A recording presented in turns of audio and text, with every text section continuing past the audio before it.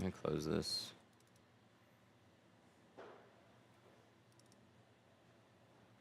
Open. And that'll connect. Sick. That works. Kia K5. Hey, we're live. What's up?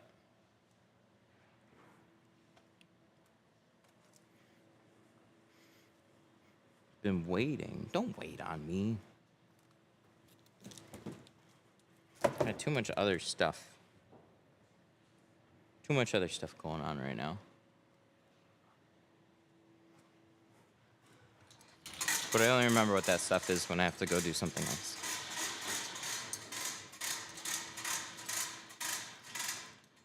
So we got this full K5.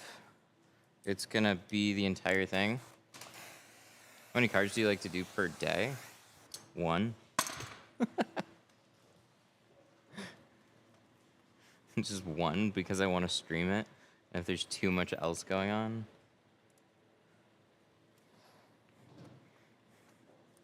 It just makes it difficult.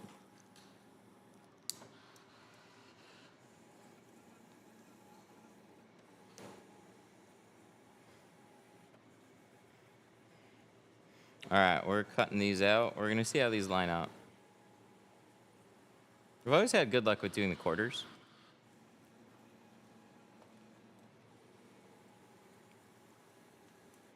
But I haven't done the roll downs. I've done roll downs on a few more vehicles lately from Core.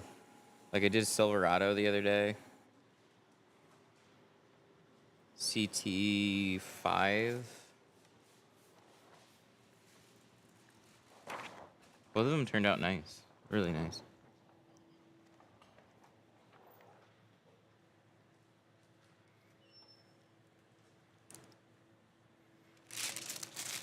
Throwing razors on the mat? No, it's not. They go in the floor. They had little sparkles everywhere. It's floor glitter.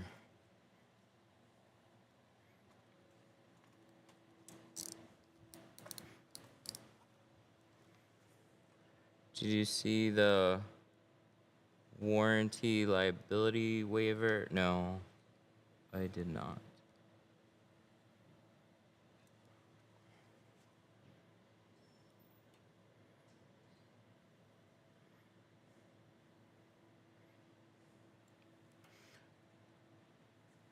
Tips on a back windshield.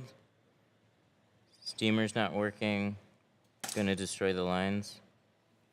That's really their only option.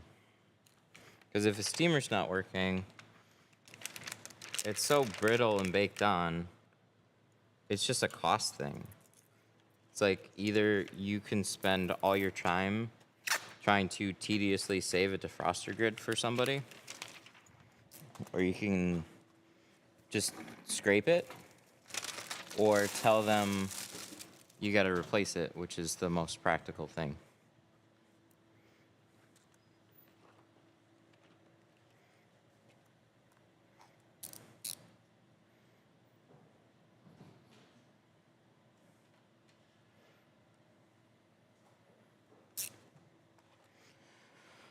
Thank you for being so generous for replacing the door guard and adding a replacement tri-edge. Oh, you're welcome.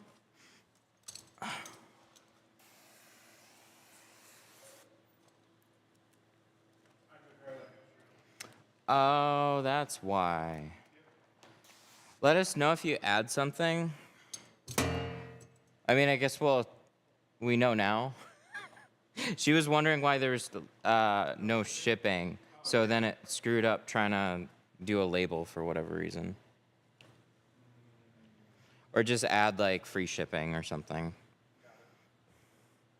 I don't know, it was weird.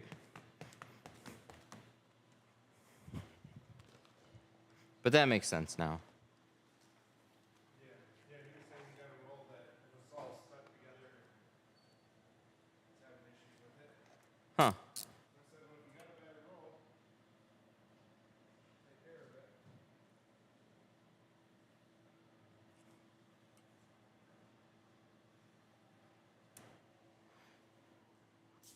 Babel. So I said leave her in the car. She can sleep in there. And then we can pull the car in.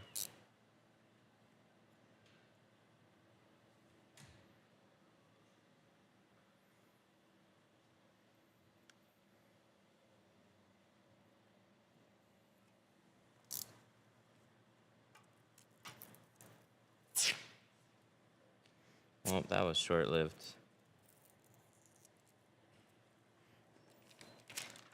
Talk about shipping it fast. Yeah, because we have people ready for that.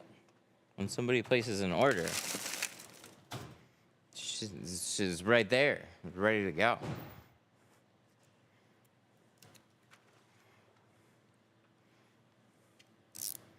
Definitely like getting stuff out fast.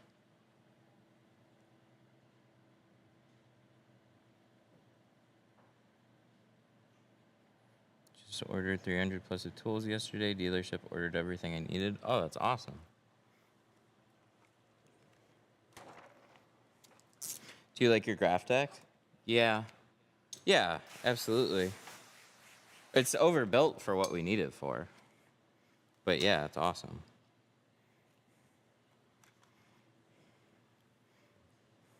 What you get with the more expensive machines is just overall build quality. And a few like creature comfort features. This will make the exact same cuts, but this is a little bit more of a manual setup process. That's just a super nice machine.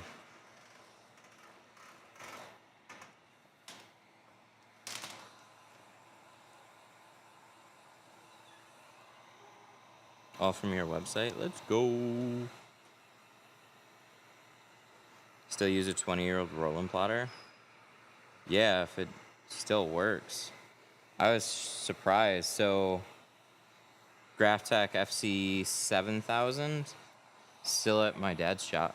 The ones that are in like my original videos. That machine's from like 2005.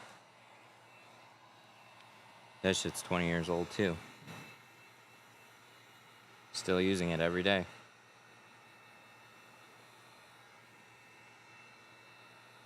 Do you think being certified is important for starting your business? No, not at all. Certifications don't hold any weight in this industry.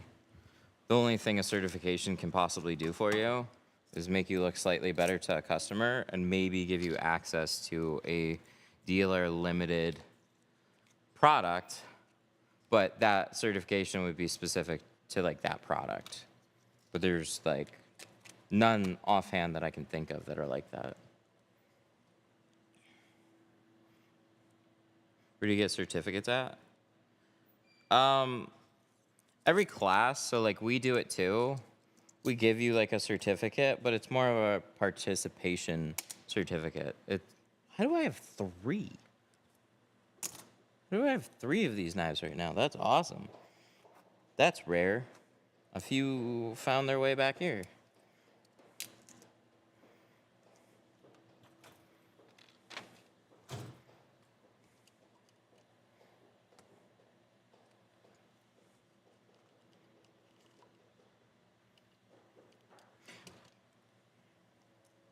But yeah, participation, that's pretty much all they ever are.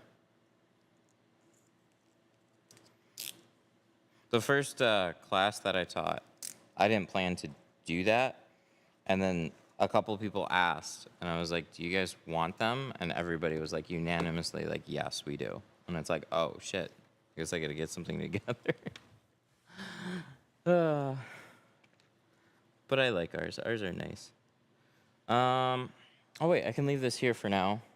Let me grab my stool over here. Door cover, razor blade.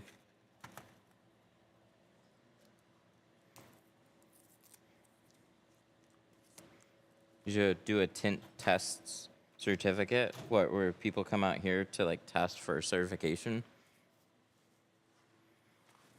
Certifications really only hold any weight when they're some sort of like real world payoff. So like when a vehicle wins an award.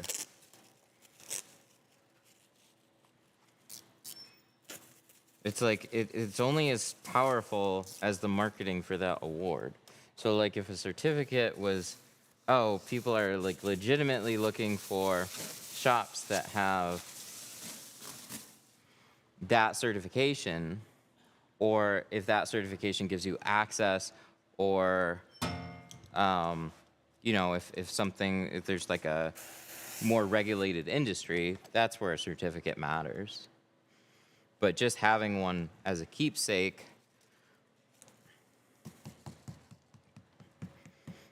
for people to come out and like participate for it, it's like, it's few and far between people are actually going to do it. It's just not going to matter.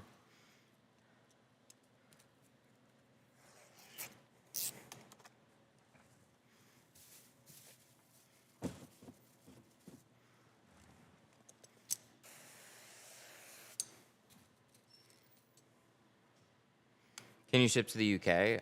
We're not doing any international shipping outside of Canada right now. Especially with tariffs going on. Everything is just like all over the place. It was difficult enough before.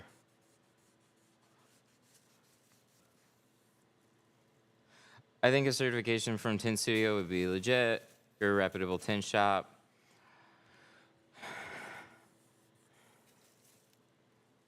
I think it would give credit to somebody that can do window tinting. I appreciate that. I really do. But to try and like spin up some type of actual program and what is the value and putting a price on it, it's like that's where people really start to like judge and evaluate. It's just not gonna matter. I just know from like the people that are here that have taken the class, it's like certificate is like fun to take home and they appreciate it.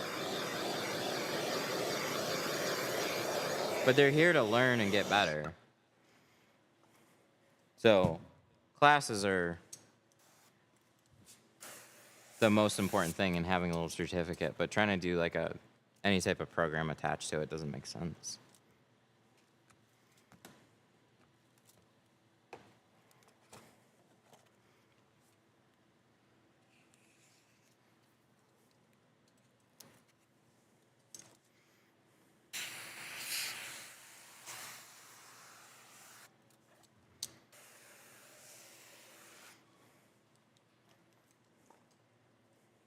The big brands have certs, just participations. If you look at any of the ones that have been posted, it's like if you go to a Lumar certification, it's not certifying you to even like carry their products. It just says like you attend. It's like it's an attendance verification is what it is.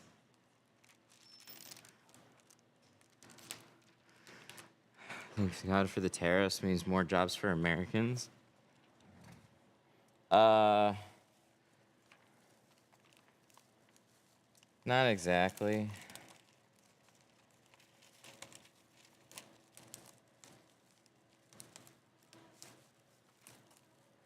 I appreciate trying to stir up more manufacturing in the US. Hopefully, we see small manufacturing become a little bit more viable here. But that's one of the biggest issues, is like manufacturing density. Because I was looking into this yesterday. I would love to injection mold stuff here. An injection mold for like one tool. So like let's say I want to make this. An injection mold for this is going to be like 20 grand just to make these. Like I could do like 3, or I could do like 4 or 6 of them at a time.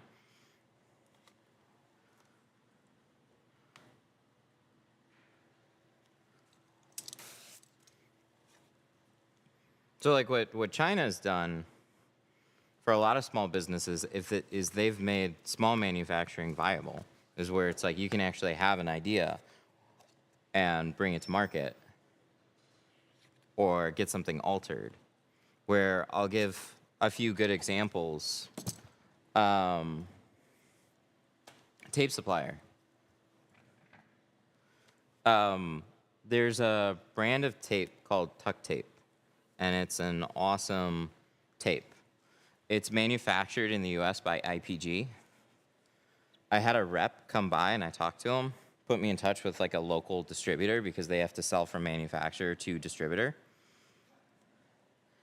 If I bought 20 grand worth of the stuff, I could get it for the same price that you can buy it on Amazon. How does that make any sense? Actually, it was 50 cents cheaper if I bought it on Amazon. That was like a pallet of it was like 15 grand.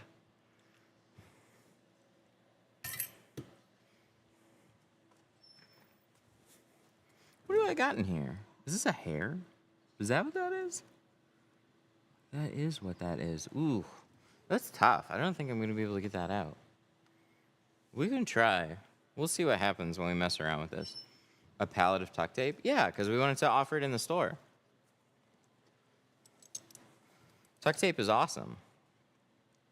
But I got to buy a pallet of it, and I don't get it any cheaper than I can go buy it retail. So, like, what the hell is the point?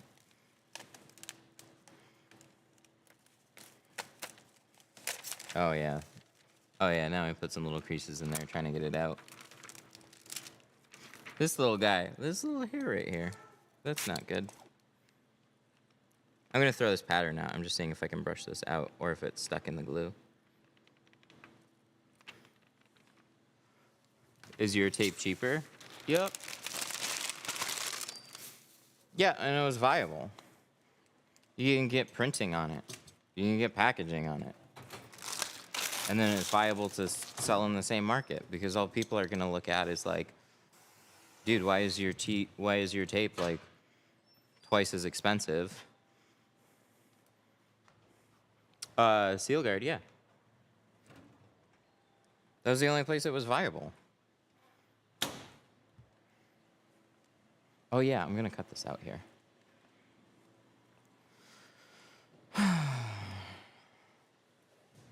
So like, I'm fine with, a lot of our products are from the US. So like, this is all Fusion stuff. This is US.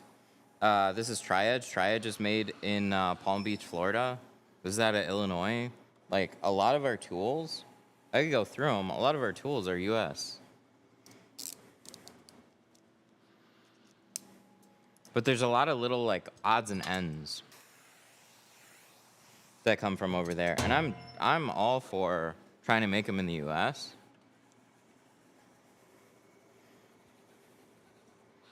But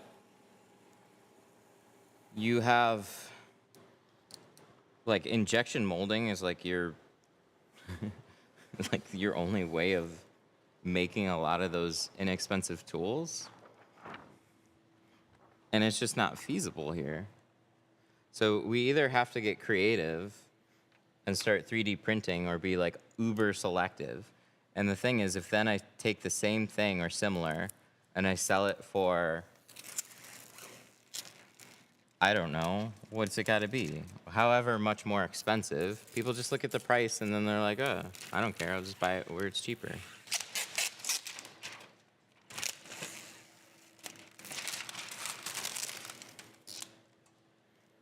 I'm just saying it's just not that black and white, is all.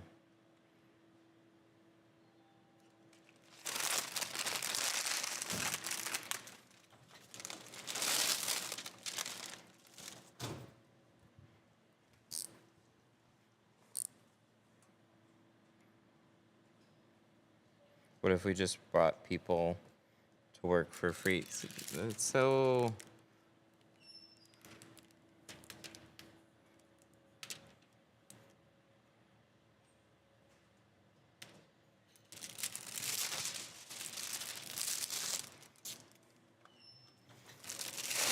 I don't know.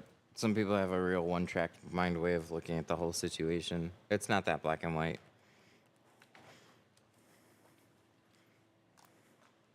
People think cheaper prices mean slave labor. And it's like, that's not true. It's manufacturing density. You got so many manufacturers and processes on such a tight location, it's so much easier to get stuff made and work with other suppliers and manufacturers when all the materials and all the machines and everybody is like within a very close proximity.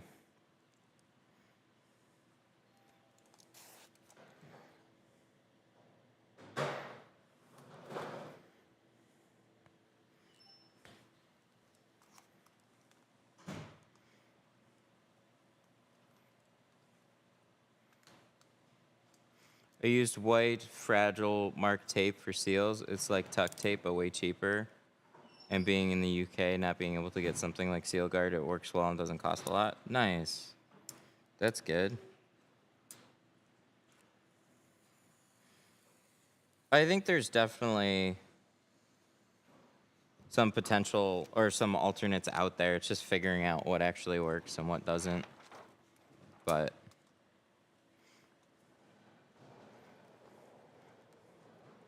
our films are made in the US, well, for the most part.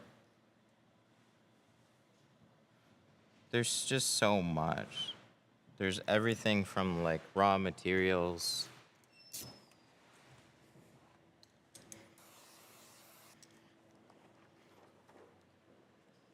Like you guys taking raw materials and working them at like sourcing raw materials in the US and then refining them and processing them into the film? Or are you guys a laminating coating facility?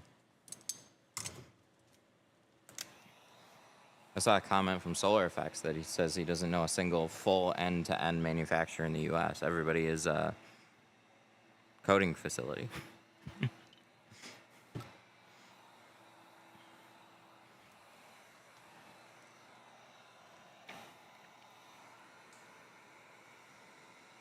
Oh, we got this K5.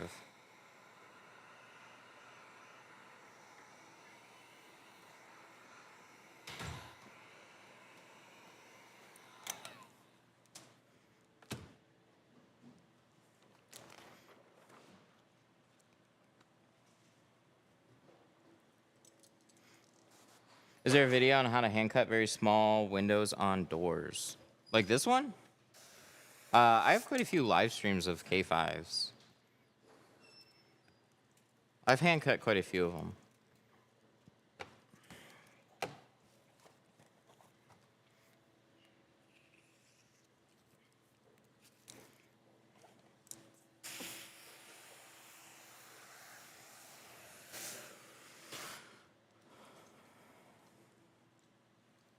All right, let's do this one.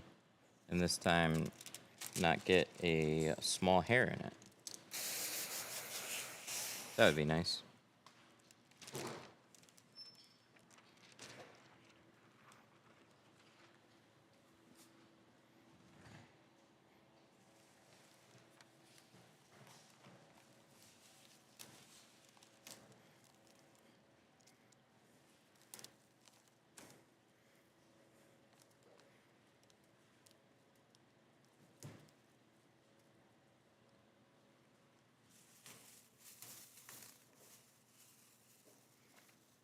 How much for a charger? All windows except windshield. $299, $350, $450, depending on the film that we go with.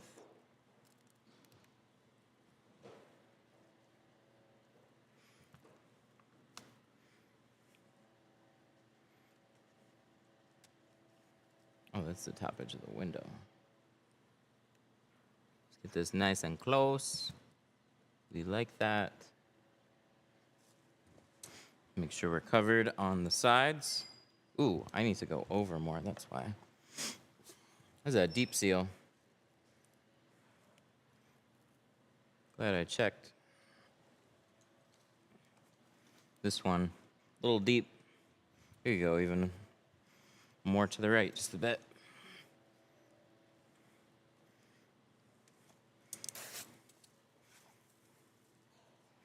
Got my toolkits? Hell yeah, nice. There's a question about plotters. Yeah, whatever your question is about them.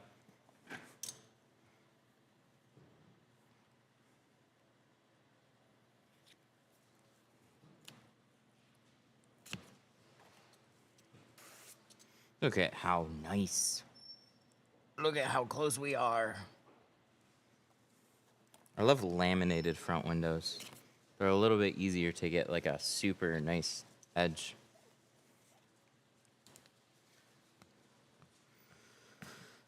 I just got my tint done, and I guess their tools put light scratches on the tint. That's annoying for sure. You guys want to see this one? We're just doing the back window for them. I tinted quite a few cars for this guy. He brought this one somewhere else. Look what they did in here. Look at this travesty. Like, what is I'll that? have light gaps on the back window just to even it out. It was hard to match. So we butchered it up for you a little bit to make sure it matched. His back window busted out. So we were just replacing the back window. Hacky work. Why is that other shop in business? Because somebody just hears a price and then thinks it's like everybody else. One thing I hate about this business. It's very hard to just like, oh yeah, we're gonna do a better job. It's like people don't really know until they go through it.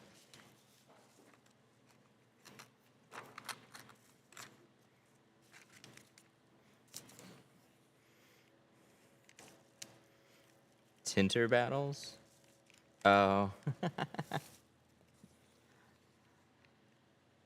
Maybe I can be at the next one. Oh yeah, they got one coming up this year, right? I don't really want to compete though. I've done competitions. They're fun. It's honestly a little bit more stressful and like, I'd rather just go and hang out.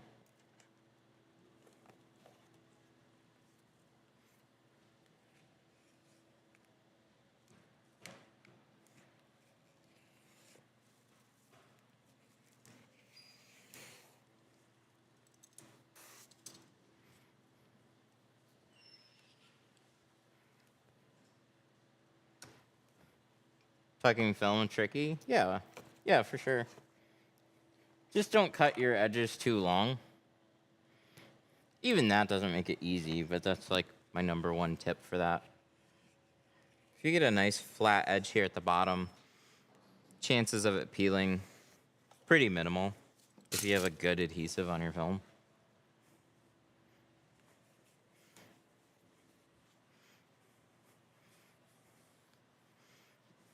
I'll put you on my mic for the competition.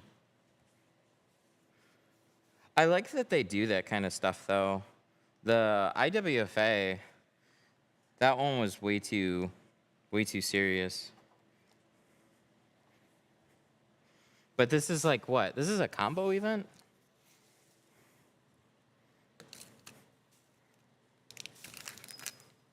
That's an interesting move.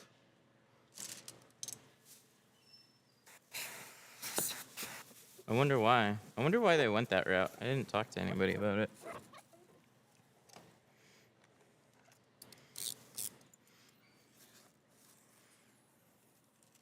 But it seemed like there was enough demand for both, so.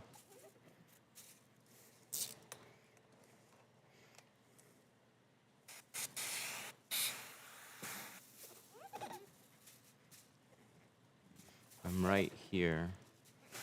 Who is that? I see Tint was 1. Who's got that account?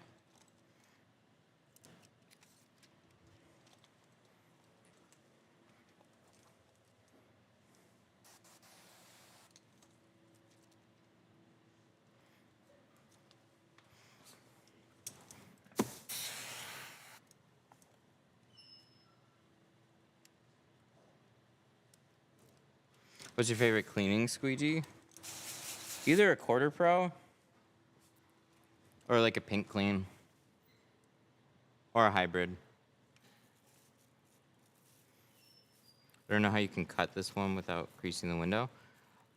It's not hard to not crease it. It's harder to get the exact cuts that you need because the mirror is kind of in the way. This one is It's a little tucked in, but there's no gaskets that are actually pressing against anywhere. So as long as your cuts are like spot on, they're not bad. We're gonna see how the cuts are on this one though. So far they look good. This is the Quarter Pro. This became like one of my favorite tools. Kind of like Shank. Shank is one of those ones I thought was silly, but it became one of my favorites.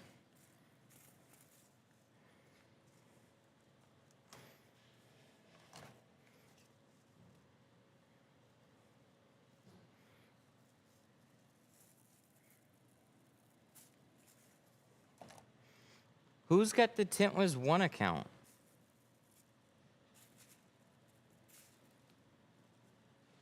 Is that Kato?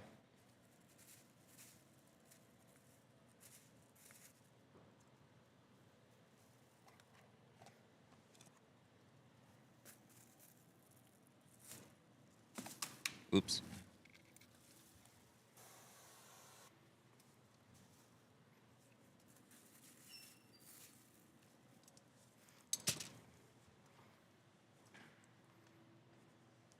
Sharpie cut this one?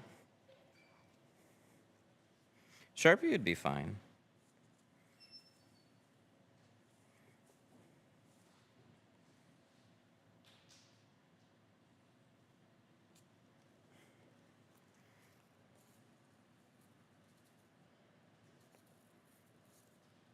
Ugh.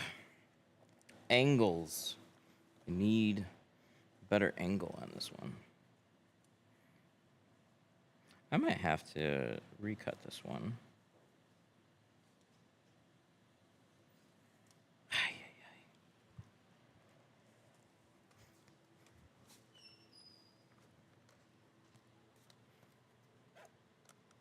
Just lag, not sure if you saw it. Haven't answered my question.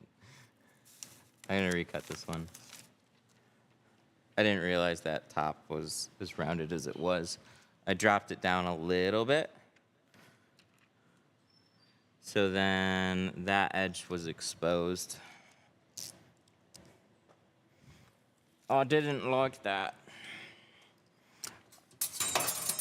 I always fight with the top corner of the quarter windows. Yep, nothing quite fits right. I'm gonna grab a different tool here in a minute though.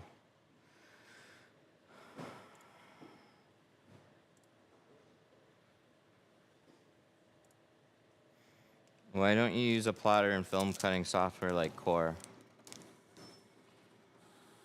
I don't know. I've never really thought about it. I'll keep it in mind though.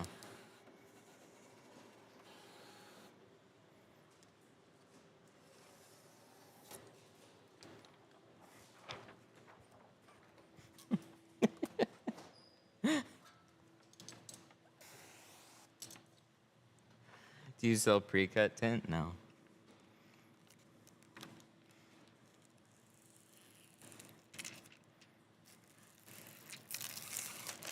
I don't know why we never do it.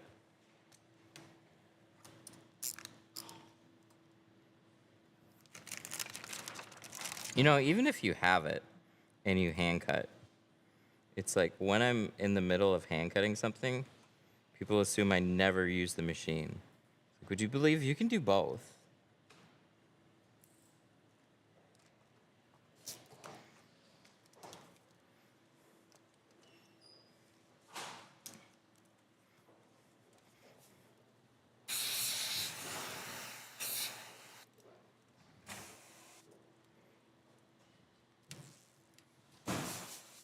What's the price for the K5?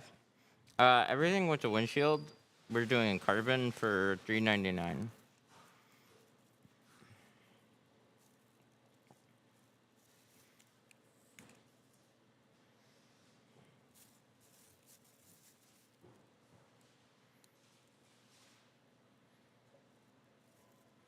Okay, I'm gonna make sure that we're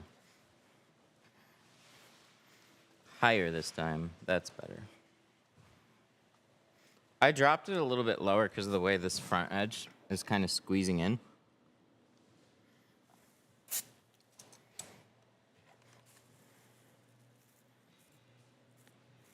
tiny window's getting flooded with slip solution.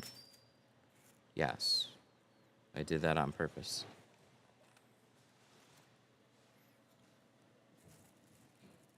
Ooh, okay. So it's fine. It wasn't actually butting against the very edge, so it laid down all right. I was worried it was pinching against something.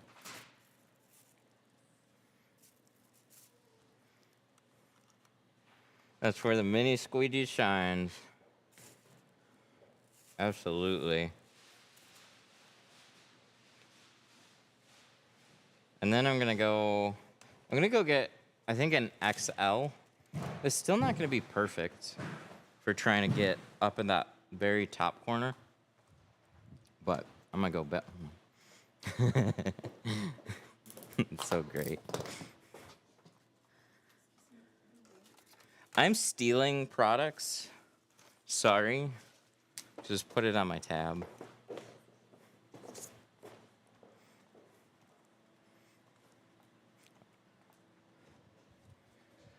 Does that much solution sometimes damage the electronics? Only sometimes. You just have to, no, you have to be really uncareful. So, like, it's knowing where and when. That's okay.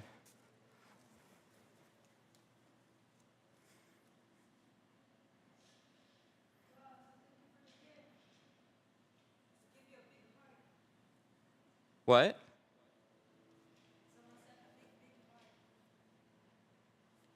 Where?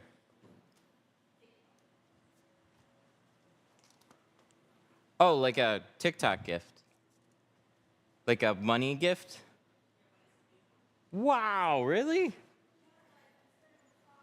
Thank you. I appreciate that. I wish they showed that up here.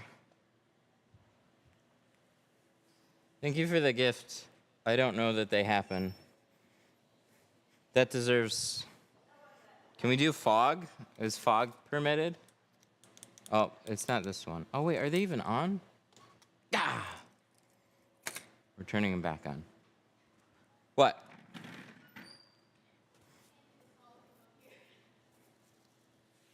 No, I got a remote for it.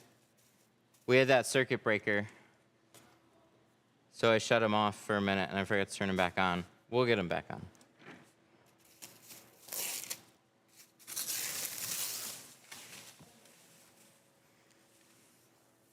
They have to warm up. They have like a 10-minute startup time. So we'll get there.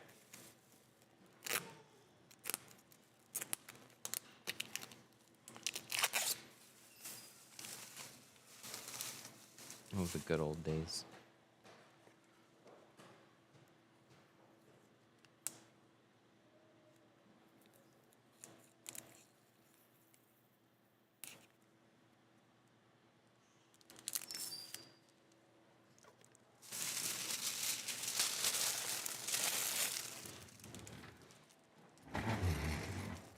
Fog machine will be up soon. We have remotes. We control it ourselves now. No more super chat hang-ups. They gave me a Galaxy? What the heck? Thank you. See, that's my notification for those over there. Thank you. Otherwise, I'd have no idea.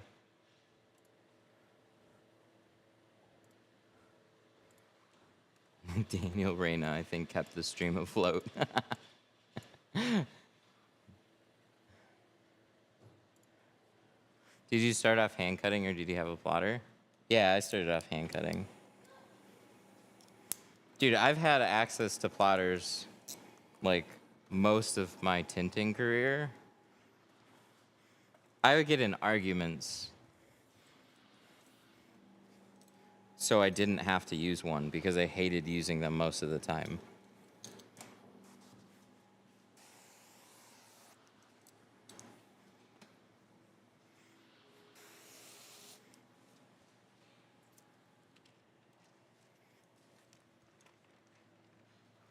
Like, software is so frustrating. When it works, it's fantastic.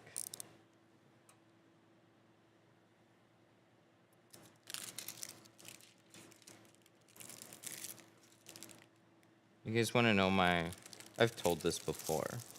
You guys want to know my like software history here? Tint 2020.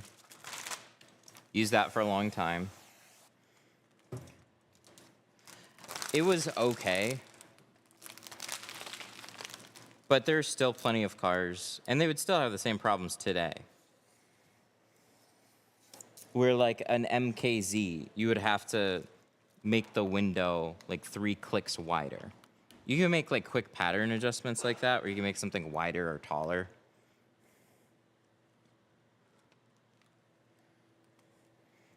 Very basic editing was pretty quick on that. But there are so many vehicles that you would cut out, especially new ones. And then the like side edges, there's just like big gaps. Or a top edge didn't line up. So I got used to being mediocre with software. But when we're trying to do 10 cars in a day, you have somebody cutting patterns for you, and when there's an issue with that pattern, you just let them know, and then they'll make an adjustment, or they'll just recut it.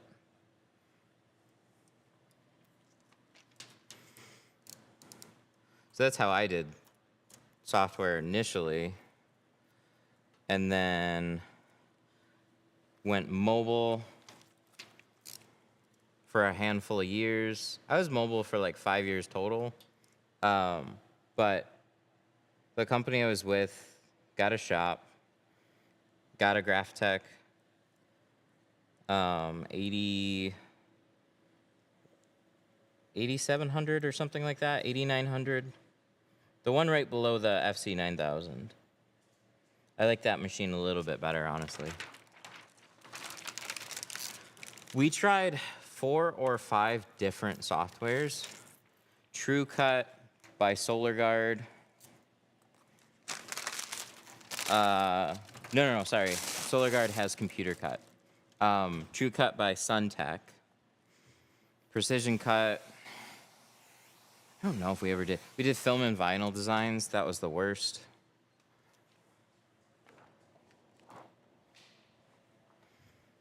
We had access to DAP for a little while. DAP is what single-handedly gave me confidence back in software. But the thing about software is companies like using it as a leveraging tool to get you to use their film. So you can't often keep a subscription to software if you're not using their film, which I think is just stupid. But whatever, if you're the best software and a shop can't live without it, I get how they would have leverage over some of those shops. But now there's a little bit more marketplace for software.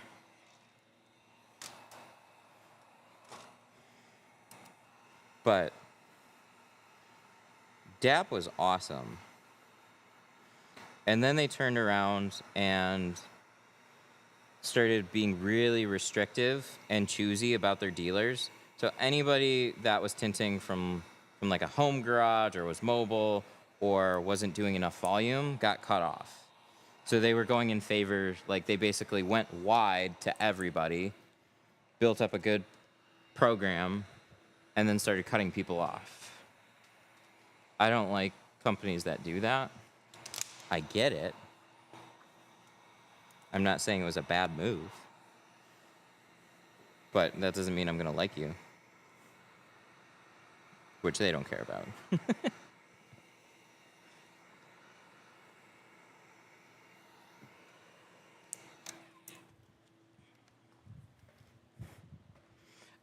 I'm using Core. So Film Cut came around, and Film Cut is decent.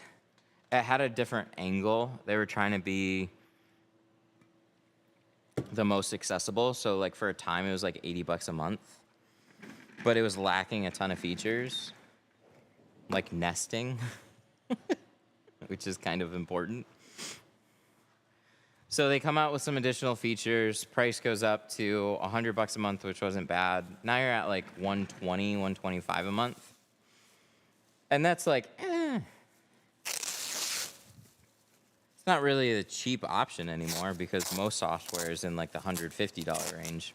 But now some of them have come down a little bit. So most software is in like the 120 to 150 range. Core just raised their prices to $200 a month for tint only. Dude, I'm fine with that. If your software is awesome, I don't care spending $200-300 a month on software. With PPF, it's kind of ridiculously expensive. It's like $600 a month with PPF.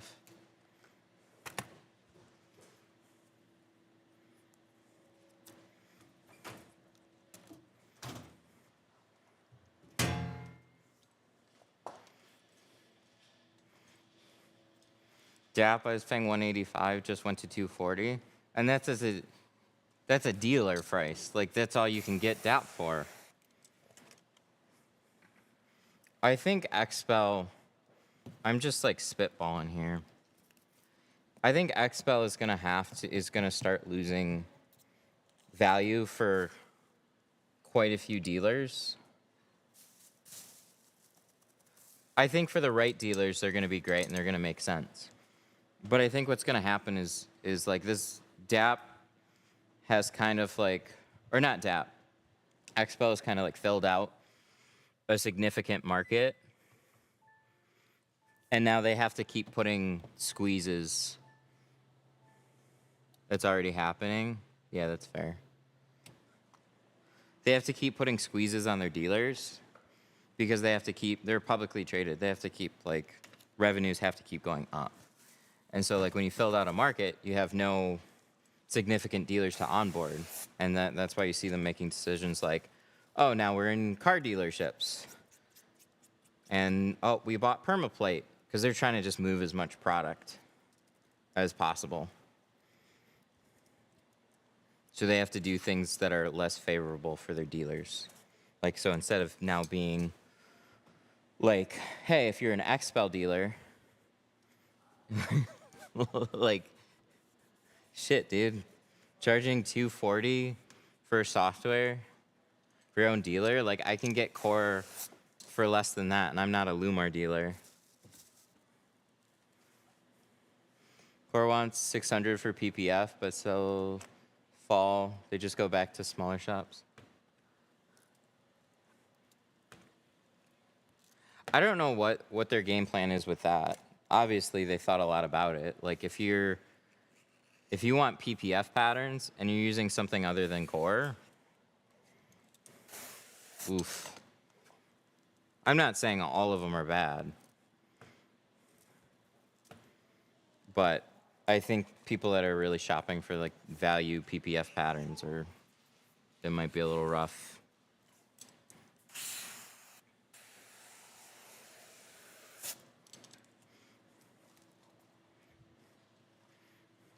Tint World. Oh yeah, XPEL over in Tint World. Yep, that's a good example. There's like they bought permaplate, they went in Tint World.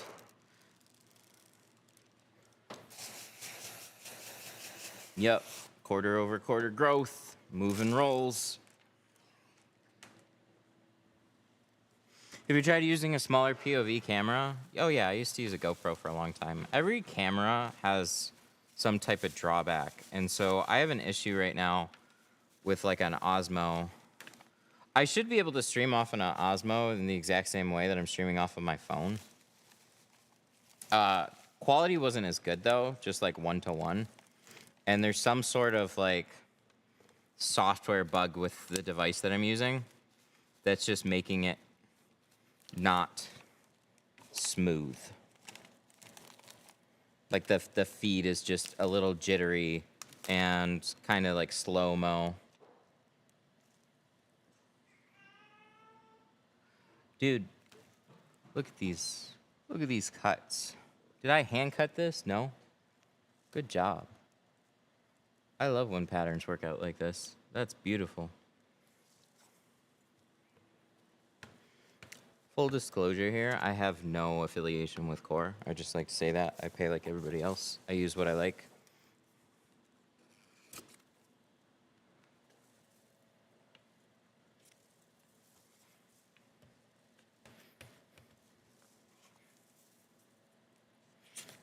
Insta360. I have one. I have the Insta360 Go up there.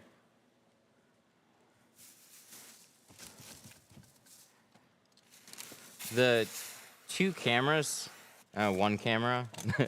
I don't like, for a small camera streaming, the Osmo Action video quality is way better. The GoPros would overheat. I don't know if they fixed that on the latest one, but I couldn't live stream for more than 30 minutes without that thing overheating. The only way I was able to stream with it was I hooked it up to an HDMI transmitter. I don't really want to do that anymore.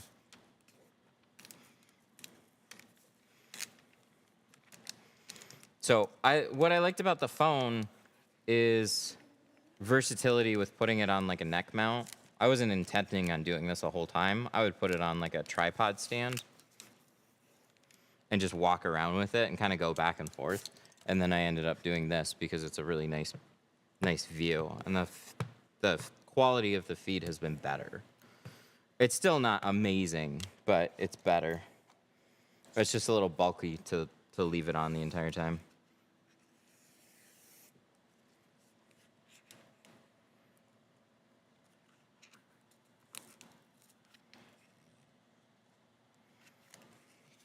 Dude, I came across forum posts about GoPros overheating, and they're just like, you're not supposed to use the camera that way. That's not what they're made for. It's like, shh. They used to be. You could stream indefinitely on them. It wasn't an issue. They just got bad. DJI came in and kicked their butt. Unfortunately for them. How's your top edge now? Did a nice job on this. Got no issues with this one.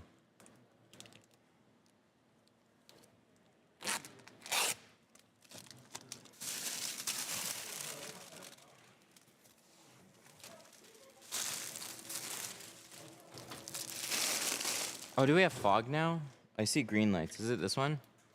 Ooh.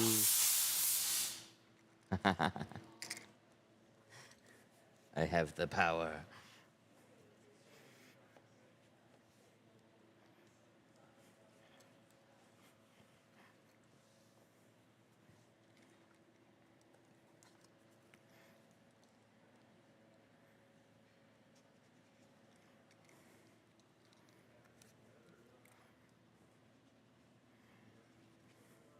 Looks good.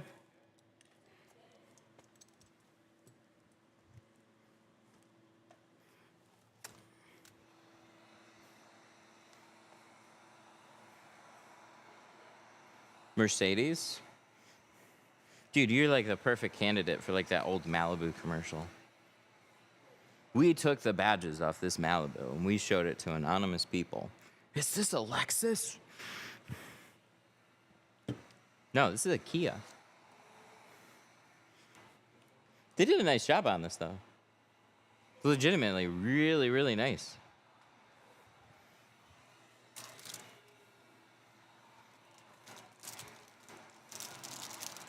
You guys remember that commercial? That was one of my favorite commercials ever. It was so stupid. Is this a Lexus? No, you idiot.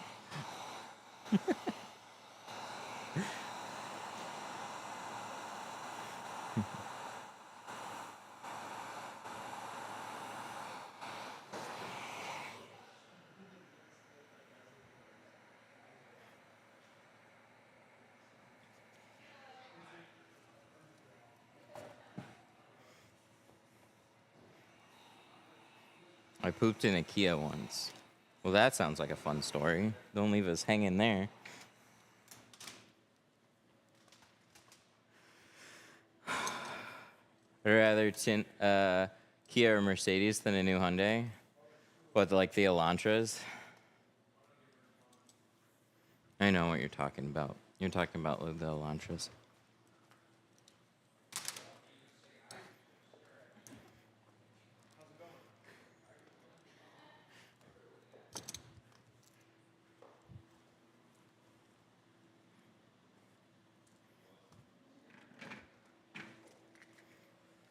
They are tight.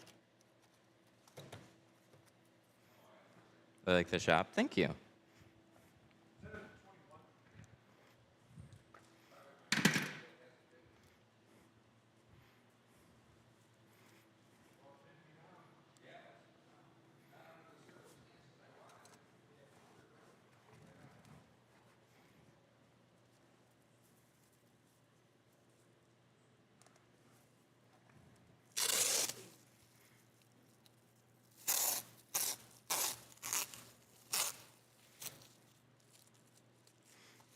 Only a 4-cylinder. Well, yeah, it's got to be cheap. They went all in on aesthetics on this one.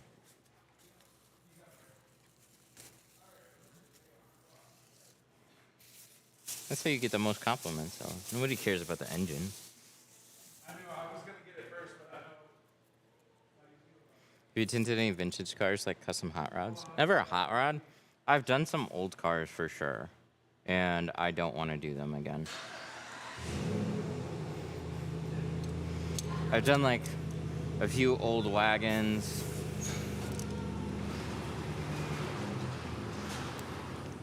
I have like a old video on my channel of like a '64 Ford Falcon.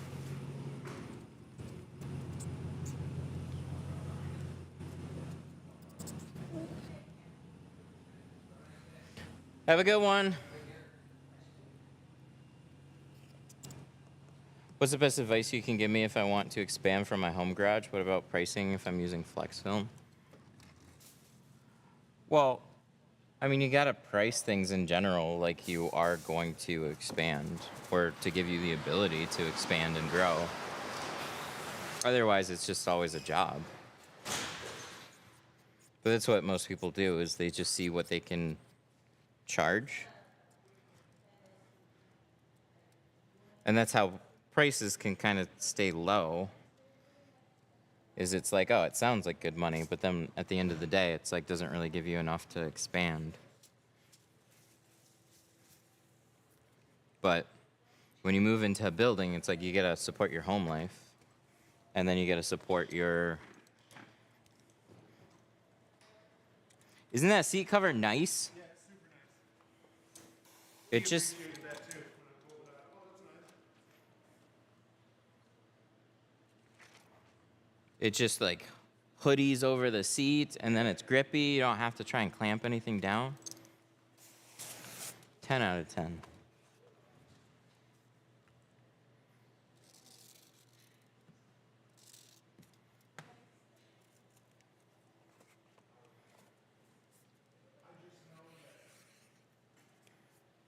Sometimes you have to step over the dime to make the dollar.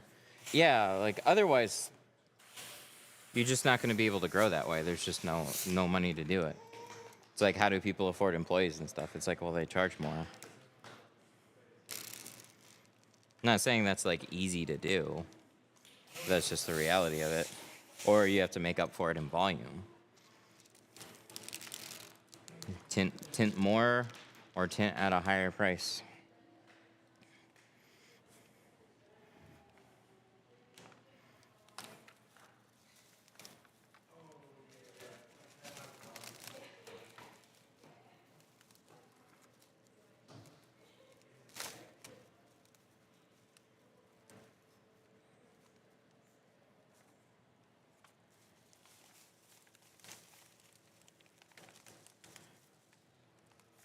Pull the sweep out, takes 5 seconds. I've done that on some of these, especially on the first one. There were like rumors going around of like water damage and whatnot. It's definitely not easier this way, but I've done both. I'd prefer to just do it this way, thanks.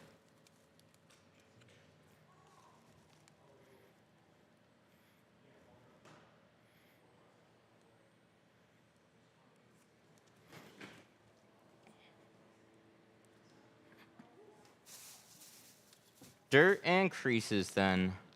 That's such a one-track-minded way of looking at it. Just because you're not good at two-staging doesn't mean you have to come in mine and start pissing around.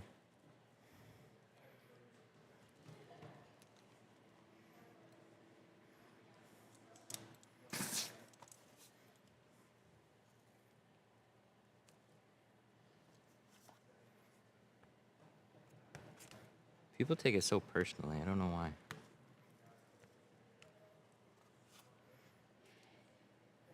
K5.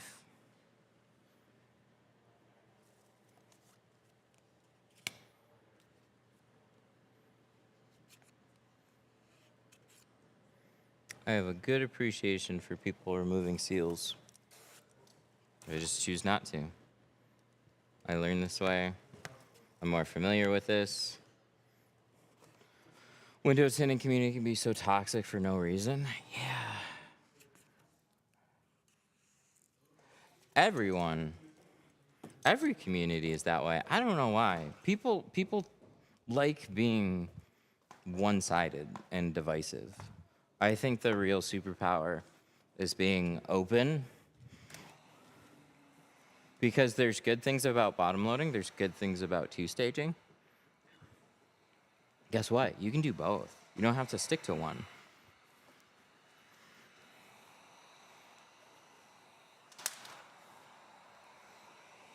But yeah, the polarization over like any topic.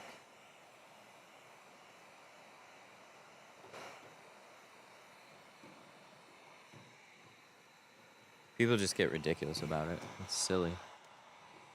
We're tinting.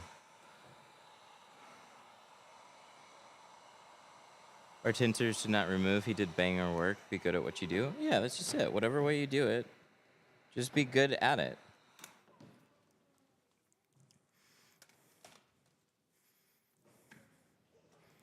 Why would you choose to not have full access to the glass? You literally have to bend the film. Why would I choose to not have full access? Because I'd rather just do it this way than take it apart.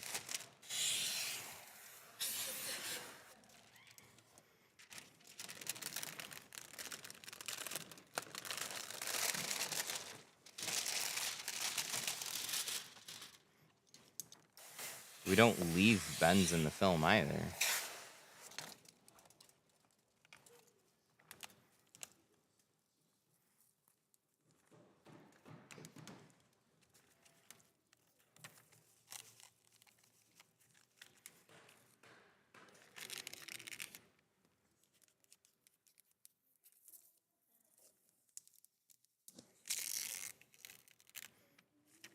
It's like, I don't care which way you want to do. It's just having the disbelief that a very popular method that other people do is still okay. It's like, it's okay. It can be done this way, and it turns out great. I wouldn't say this way is easier. It's not easier to learn, but the more you do it, the easier it becomes. And then, I don't know. I just don't have to take most vehicles apart. It's nice.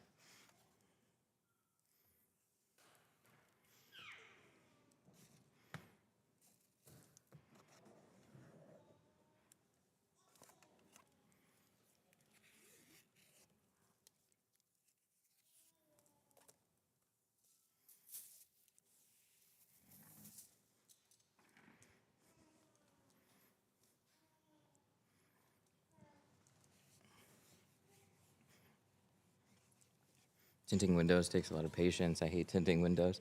That's fair. It's definitely not for everybody.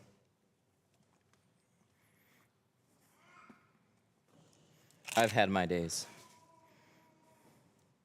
Is that Pro Nano? No, this is C2 Carbon.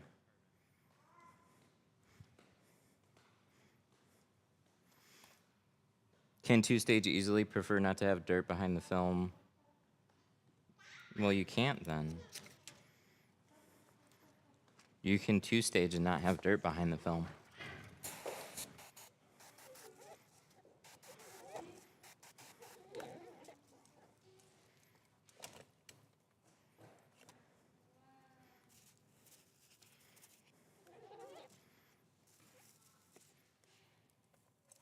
Anyways.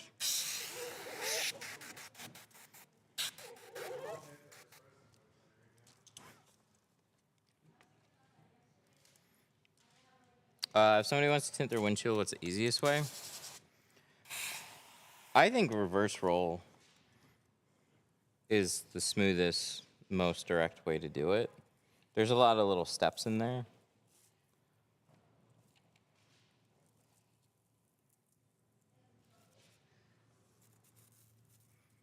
Nice. How do you tint Lexus front doors with speaker on tight edge? Take the seal out of that one. 100%. Lexus is the pain in the butt to try and two-stage.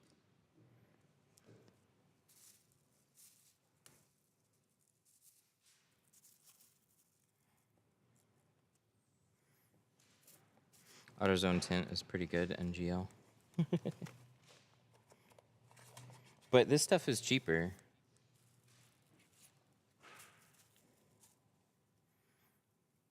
You just gotta buy more of it at one time. Actually, I'm really surprised. People look at just like the fixed price of whatever the roll is. Look at the square footage price. So like when you take a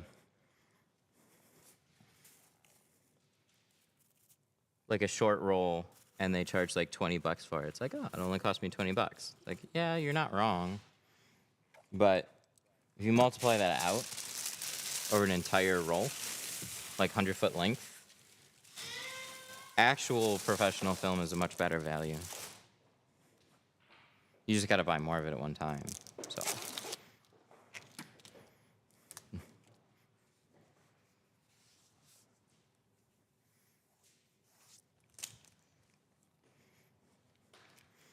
Oh my God, just look at all this.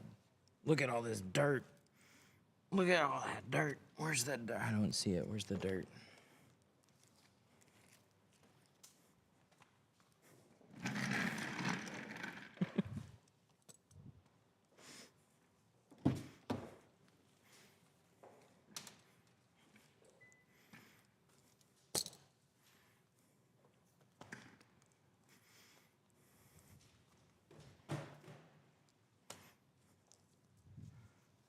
Have you ever used GeoShield?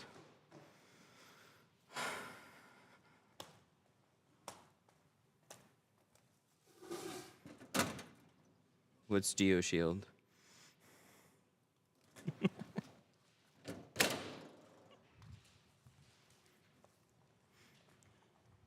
Don't make me open up the other three.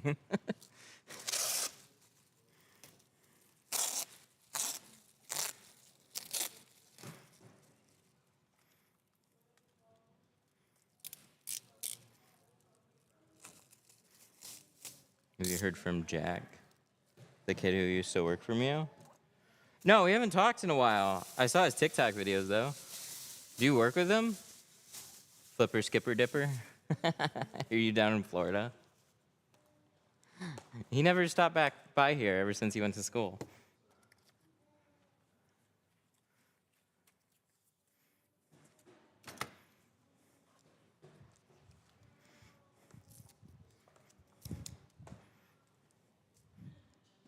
We miss Jack over here. Oh, I remember him when I took your class. I see some of his, he's got a few, looks like he's selling boats down in Florida. I've seen them pop up in my feed. The first one, I was like, I know who that is. We miss him around here. He was great.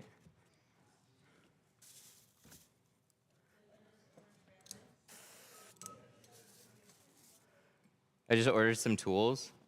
You better be careful of that. Hang on, I'm just gonna message this guy and give him a shirt.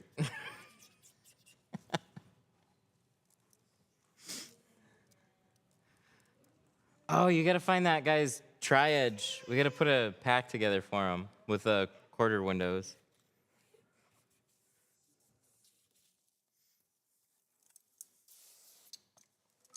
You're right down the road from me.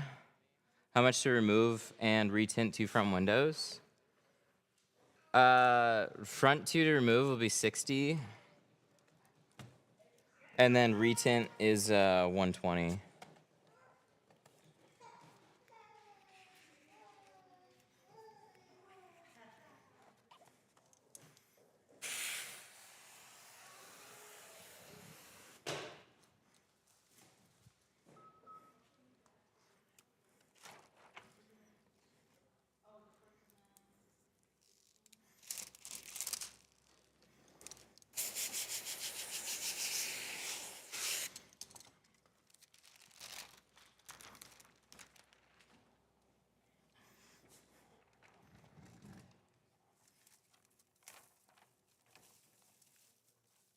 Front doors by themselves are typically 150 starting. But since you got to get them removed, I'll cut you a little break on it.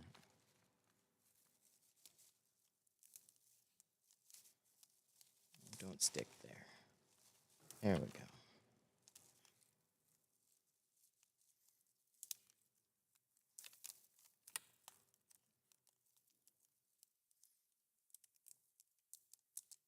Got one little fucking stick. You bitch. I hate when they do that. There we go. You like, it's weird. You like free it up. And then you're able to then push it farther.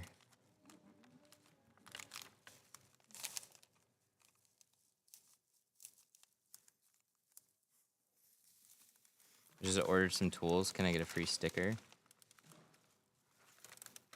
They should be throwing stickers in every order. You guys doing stickers in every order? Okay. Yeah, they should have them. I don't know.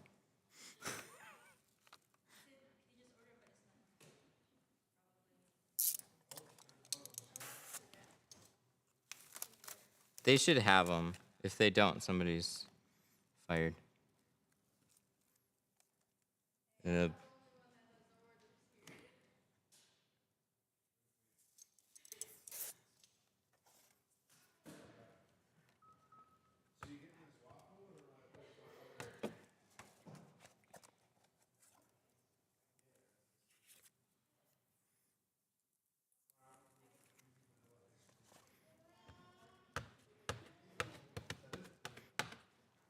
Acura ILX. That one offhand, I'm not sure. Generally, just cut your patterns slimmer on the sides. So like they still stuff into the seals, but you're not going very far. That's usually the first thing. Sometimes it's worth it to try and remove a bottom seal though. That'll make everything a little bit easier. I couldn't tell you how to do it. I haven't had an Acura TL anytime soon, so I don't know. This K5 has fairly tight seals, and they're kind of deep. I'm a little surprised how far they cut these patterns.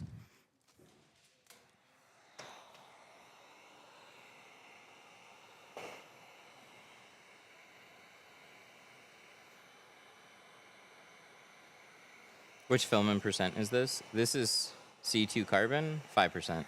And then we're doing 35 on the windshield.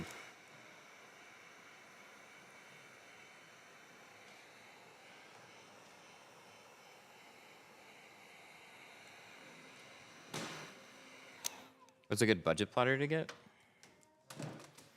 Workhorse or a Titan, something like that. I would highly suggest getting like a 40-inch and above machine, so that way you can do back windows. Some people just get the small ones just for doors, but then they quickly outgrow it. The cost of getting a bigger machine isn't bad. Also, it's well worth looking on Marketplace. You can get a Graphtec or Vinyl Express or Roland or Jaguar. There's a lot of like failed sign businesses and stuff. I just showed you that FC9000 somebody had for like 3,500. Oh yeah. Yeah, Marketplace is a good place to pick up machines.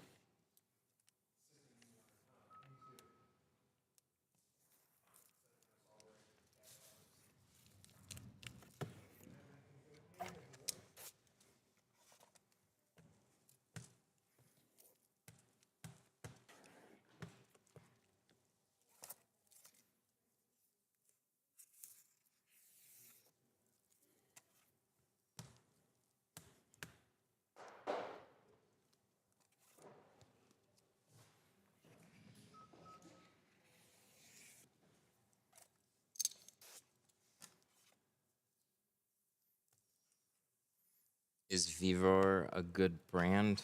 I've never tried their machine. That is one of the absolute like cheapest one. I don't know if they're using a servo or a stepper motor. I think I've seen a couple posts in the group where people have gotten them to work. The thing is, when you're cutting window tint, the tolerances have to be like really spot on.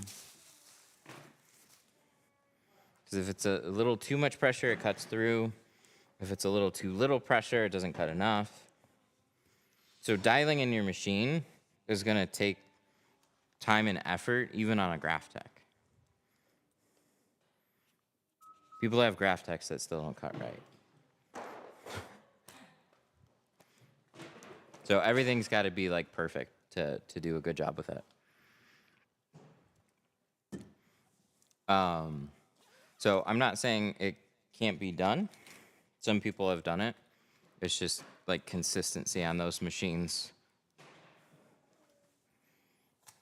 Might be worth a shot. Recommended speed and pressure. It's different. Speed doesn't matter as much. You can go fairly quickly. Pressure, it's different from machine to machine.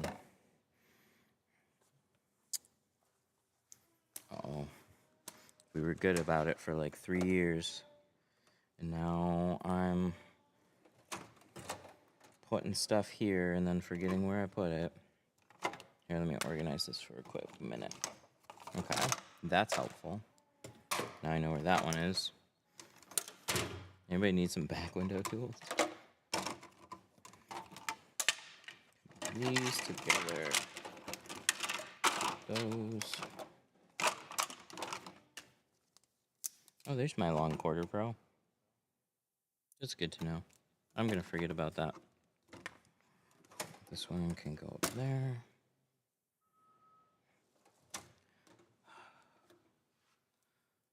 I should be able to use that one.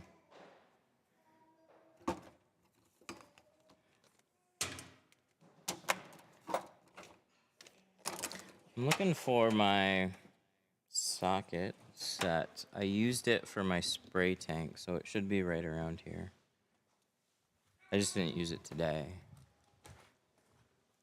So, shit went missing. We need a... It's either a 10 or a 13.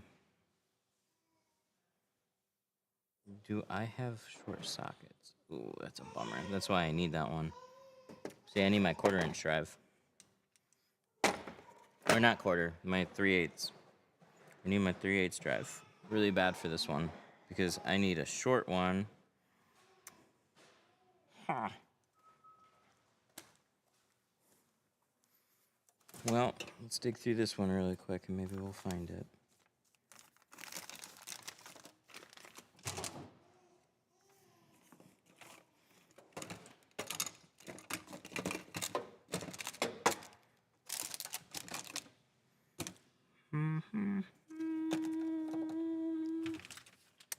That's kind of a bummer.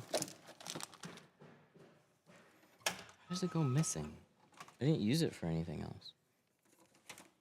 Somebody take it? That's a bummer. The things I need to make sure I have before I go live. Screwdriver, pliers. Oh, there's that file. That's good to know too.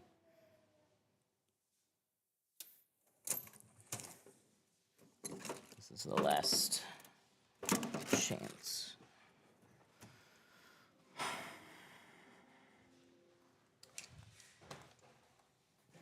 This is going to be kind of a meme. You can try it, but I really should have a short one, not a long. Really? And then the 13 jumps up, so this one's a 1/4 inch. Ugh, that's frustrating.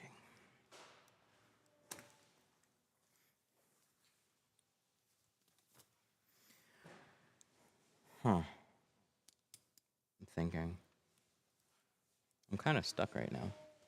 Cause I gotta remove, I gotta loosen up the third brake light for this one.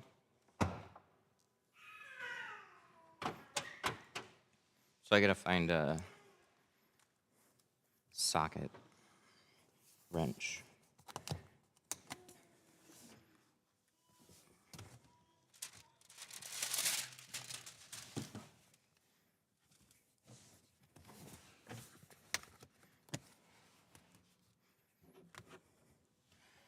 So, oh shit, these are different. Oh, oh no, Kia, what you do?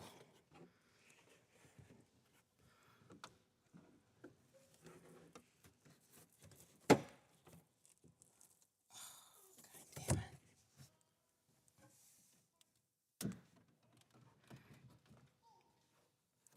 Oh, that's really not good. Huh. I'll be honest, I'm a little stuck with this one right now. I'm not sure what to do. They changed the headliner. So there used to be, I bet you the brake light is the same, but there used to be 3 push pins up in this headliner in this area. Oh, it's probably because they got a sunroof up here. So that doesn't come down the same anymore. And then you got this in the way. And then it just becomes a big fucking, ooh, it's difficult. So if I have a dot matrix border, I like following that border. This doesn't have one. So I don't really, I wouldn't say it's super easy to tuck up when they do this with a seal, because it's like a gasket, right? So it's super easy to crease the film and get some little dirt specks up along that line. But I bet you the way that that comes loose is with a socket like the old one. Because this, yeah, there's nothing really there. So maybe I can sneak something in here, but I don't feel anything.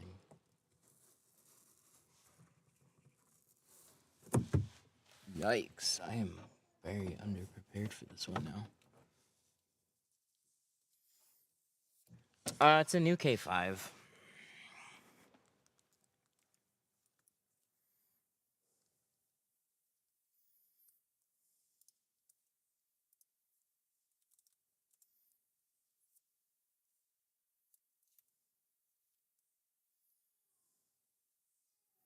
Three 10 mil boats. Yeah, that's on the. This one's different though. This is a 2025.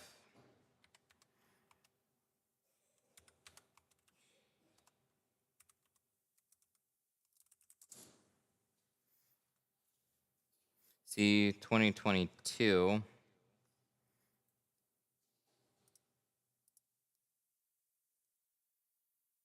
Super easy for this one. 3 push pins right there in the headliner. And so then that pops down. This doesn't have that. So, oh, this is a 2022. So all the brake lights videos are going to be from the older one. There's probably not going to be anything for the newer one yet.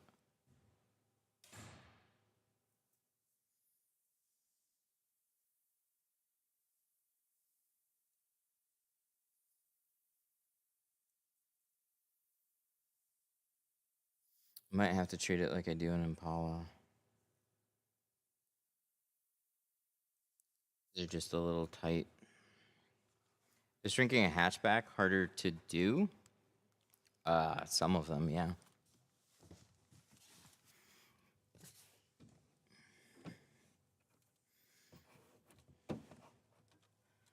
All right.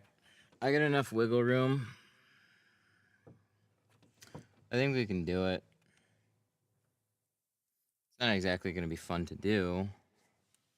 Oh, I know what I can do. Hang on. This is where we figure out stuff. I held the cover down and slid it in there before. That's how I handled the Impalas. Impalas were too annoying to try and tuck into or to remove. But I have there's a little bit, I feel like there's a little bit more flex on an Impala, but this one, I've got some space. I got an idea. I'm gonna try.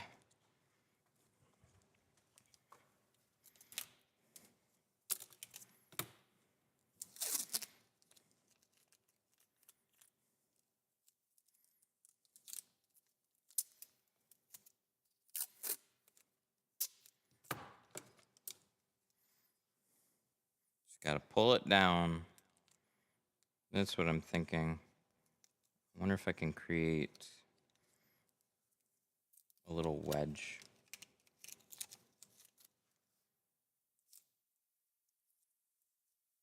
This might be too thick, but we'll see. I want to try this first, give myself as much space as possible. Yep.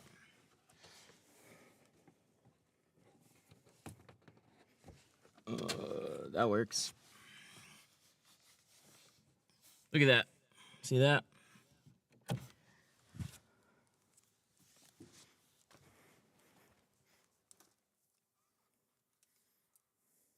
Good.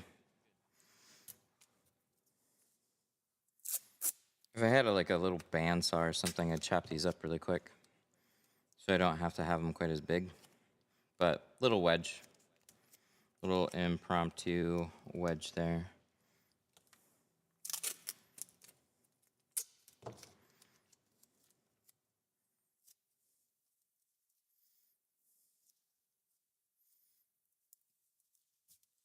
We put this side.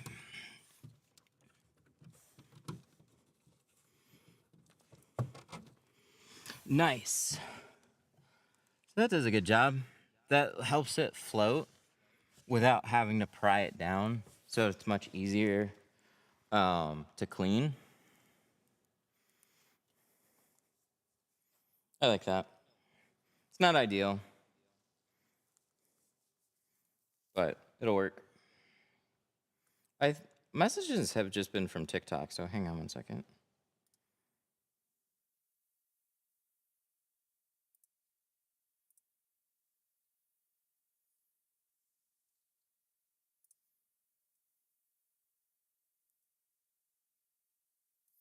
Sorry, see all these messages? They're only from TikTok. I don't know what happened with YouTube. I didn't notice that.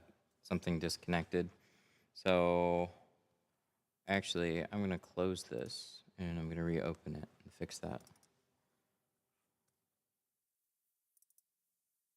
Have you ever tinted outside? I can count on one hand the amount of times I've tinted outside. It's just rare.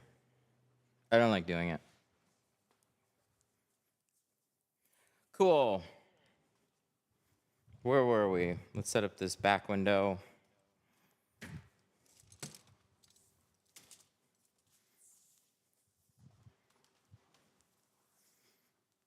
Have you ever tried the trifold method for installation?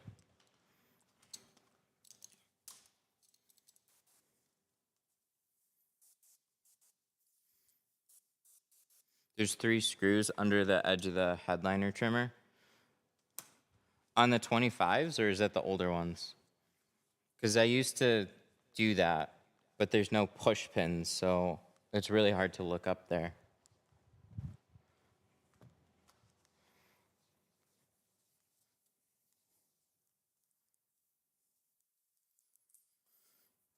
Tinting outside versus tinting inside, because I can control the weather inside my building. I can't control anything that happens outside. 25, I just watched somebody do it. Where? Is there like a YouTube video I can look up really quick? I'd appreciate it.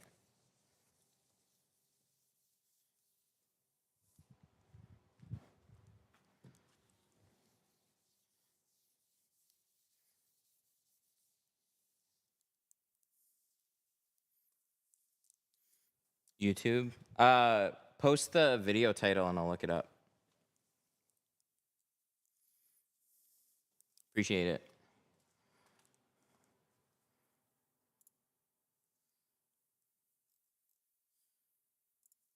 Back glass, option 2. We're going for it. How much did you charge for this one?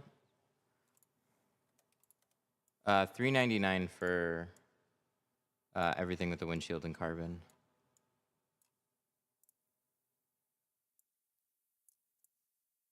This is core. Everything lined up. Let's go.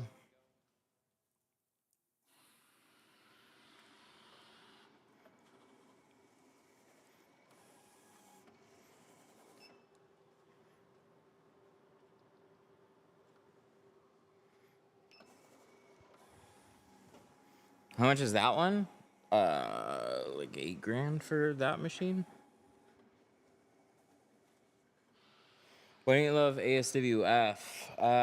Because I had nothing but redos from a really bad run of film for a long time.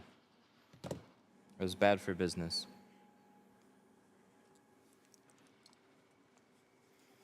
We had a lot of issues up to that. Film was curling a lot of static in every roll. You'd peel the liner and the film would just like curl in on itself. And then they had this this film failure situation. And it's one thing for a company to have a really bad film failure, but they made it sound like it wasn't happening.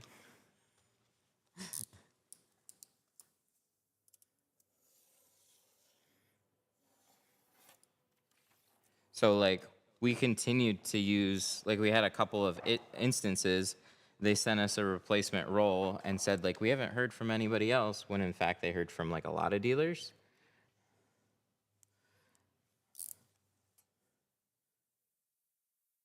So, it got really bad.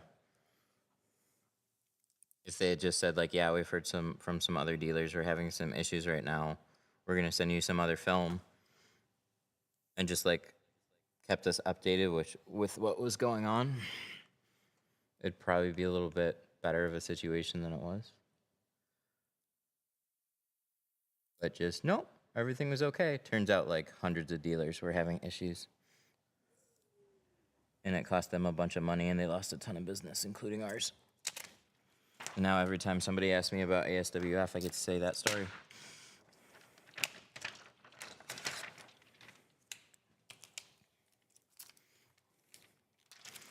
Here's the link. Oh, thank you. Sweet, I got an actual link. Oh, this one. He needs to put the year in that video.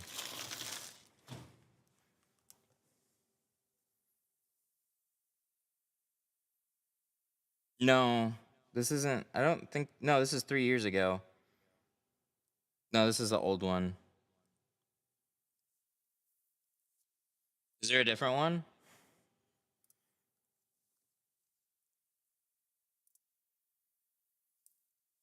Yeah, that video is 3 years old. That's from the other one that I was talking about. Thank you, though.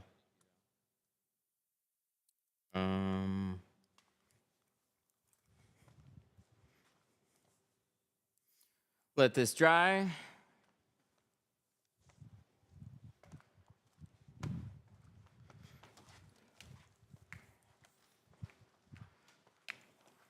If we take the course, can you sell us rolls of tinting after completing it? Yeah, we can sell you rolls before completing it too. You don't have to take the course to buy it.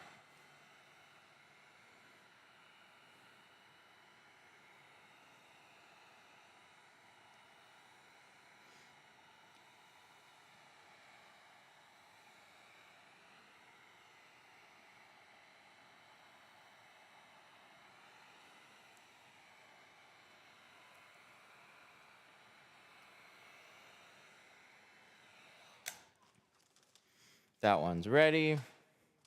Let's go ahead and shrink this one. Do we do this beforehand or should we do this afterwards? No, we'll do it afterwards. Sometimes I'll peel these and just shrink them. But it's better to leave the excess on when you're shrinking it.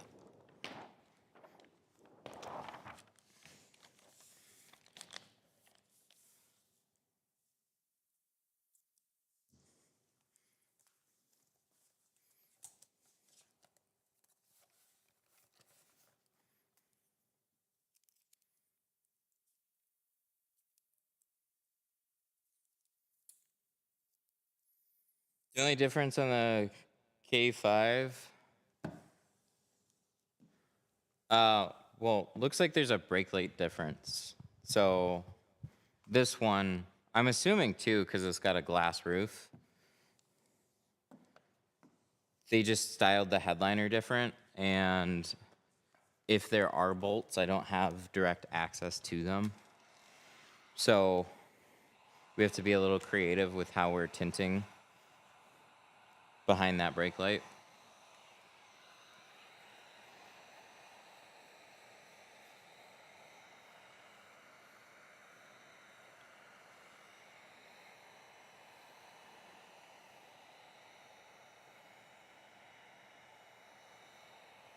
But so far I don't see any other differences. Windshield looks straightforward, doors look the same.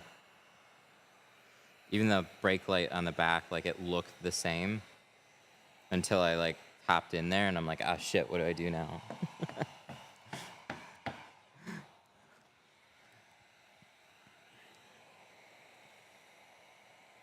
But good old K5 or Kias have pretty wide borders. So we wedged a couple panel sticks up there to hold the brake light off the glass and we should be fine. It'll be a little tricky, but it'll be all right. It's what I used to do on the Impalas.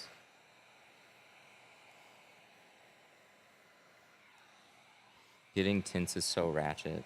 It's so ratchet. I haven't heard that word since like 2016.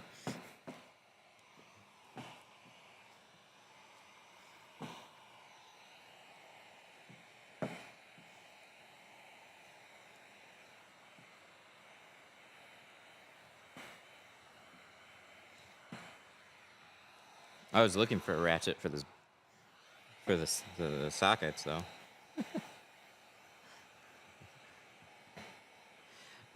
Who taught you how to tint? There's this guy named Johnny Lozen, and I learned at my dad's shop, mostly out in Taylor or Redford. Spent most of the summer training with him, and then I was kind of like put on my own. And then occasionally we would try and hire like another tinter, and I would either learn some really helpful tips that I never thought of, or I would learn what not to do. We had this guy, dude, he made so many fucking mistakes. He was such a cocky tinter too. He was like, he got in an argument with one of the employees. He's like, I want you to look at my windows. I want you to just circle. anything that you see wrong with them. You're not going to find anything. He took a grease pencil and like literally the whole window was covered in circles because the windows are so bad. We had a brand new Challenger like when they first came out. This is like 2010-ish. When did the new Challengers came out? 2008, 2009? Might have even been right around it would have been around like 2009.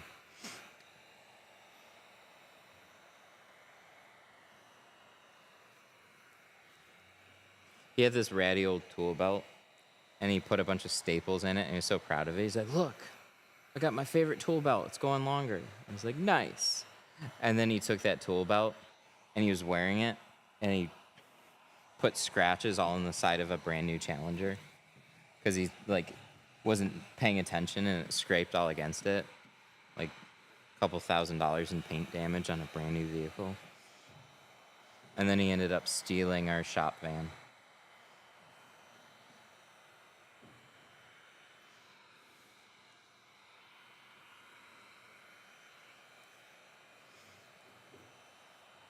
There's 3 pop clips holding the headliner to the metal.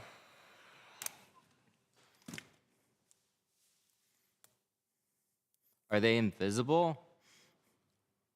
Or is it just you yank down on it and they come loose? Because there's no push pins up here on this one. There's a brand new one.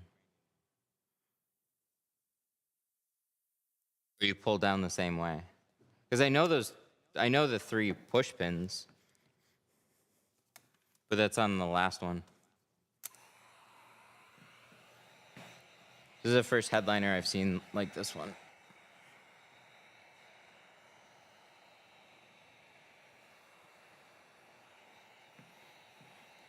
Post it on your Facebook? All right, I'll have to look it up after.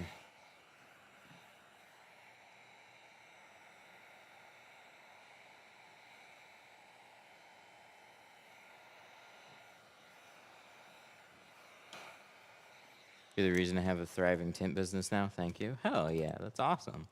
Congrats, man. That's not easy.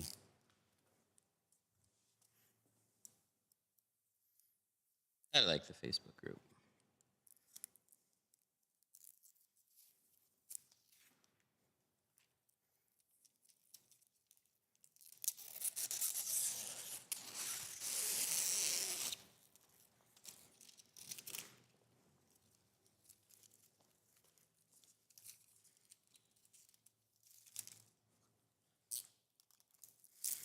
They're pull clips fastening the headliner to the metal. Okay.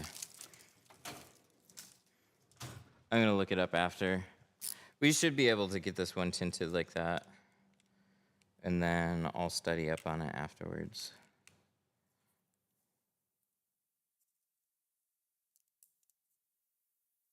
I think, unless I can find it really quick. Facebook will let you share the post if you can do that. Why not do residential/commercial tinting if it brings more money? Well, we have other things that we're doing, and I don't like running around from place to place. Just like anything, it's a business. You got to treat it like one. You can't treat it like a side hobby. So, like, Mark's gone out, done flat glass work. It's just a lot of back and forth. Can I look this up then on the Facebook group real quick?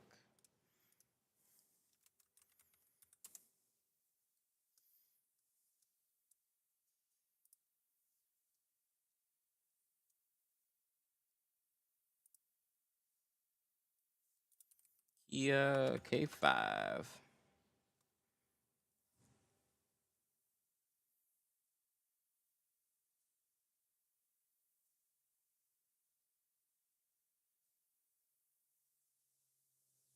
Oh, here we go.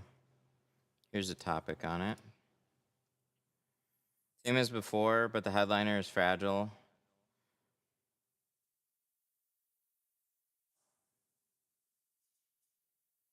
Pop the headliner, 3 10 mil. No, don't take. The bolts fully fight. Pull the headliner down 3 10mm bolts. See, I think people are confusing that one. I gotta see like somebody actually doing it. Hey, look at that shop. Nice. I like that garage. That's cool.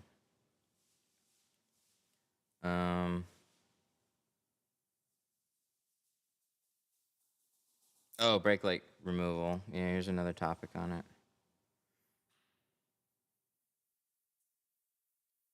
A little different from the previous year where you could see the clips. When you slightly pull the headliner down, you'll see where they are. One on the left, one on the right. Pop those 3 clips holding the headliner. Takes a little oomph. Held in pretty good, but yank it and it comes down pretty much the same.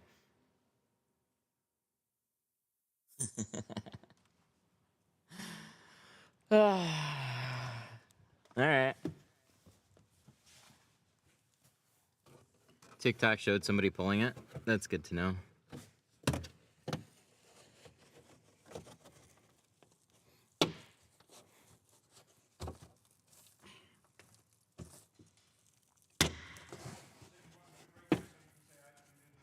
No, I just got it. I need my socket though, or my ratchet. Do you have a 3/8? I don't know where mine went.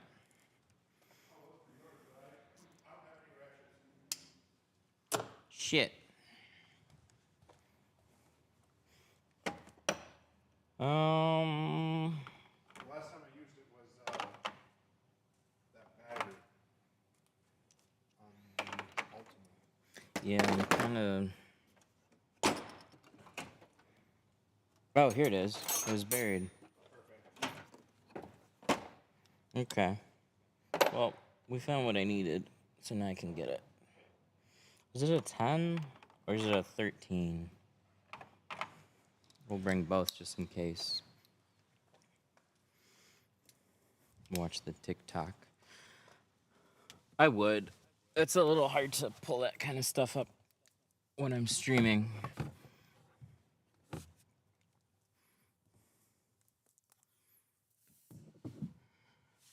So let's take a look. So that's tidy. That's loosey.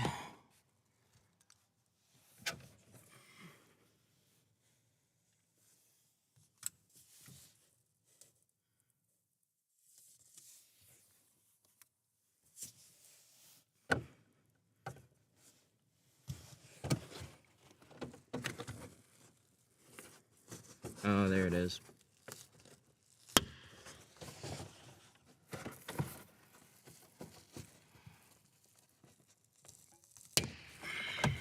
I will say I'm not a fan of that at all. But there they are.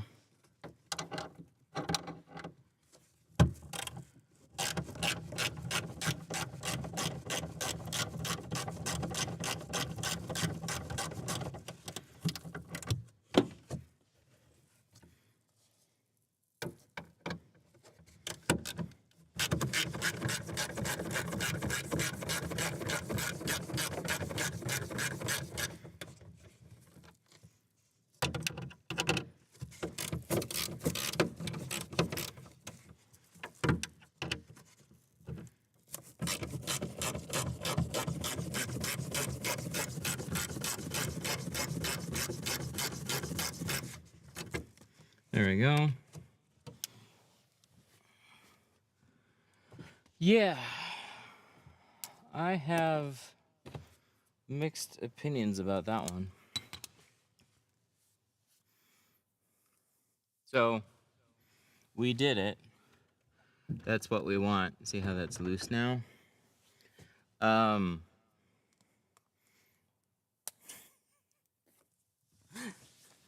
I wouldn't have just pulled that hard, but now, once you do, you can feel where those points are. That's the worst, is you just don't know.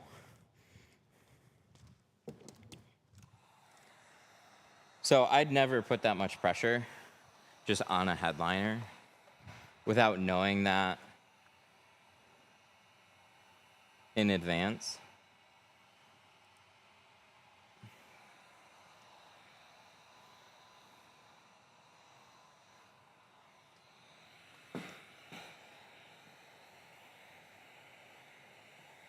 Yeah, if you can link the video, it's easy for me to pull it up. The trim slides off. Oh, so there's not holes there, so I can just push it forward and unclip it.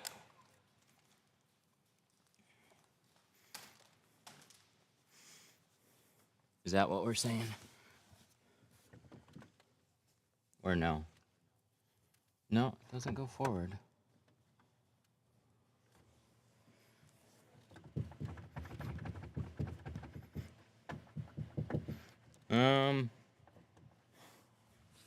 Not as far as I can tell. Pulled down, not out. It's got the bolts in the way. I'm not gonna unscrew it entirely. That's gonna be a pain in the butt to try and put in. Let me see here. No, you gotta take the bolts off. Not doing that.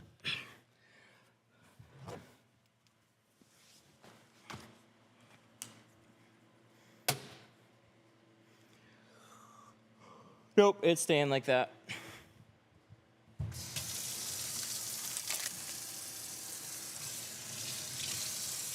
I'll look it up after. I've tinted them a bunch like this. I'm fine with that.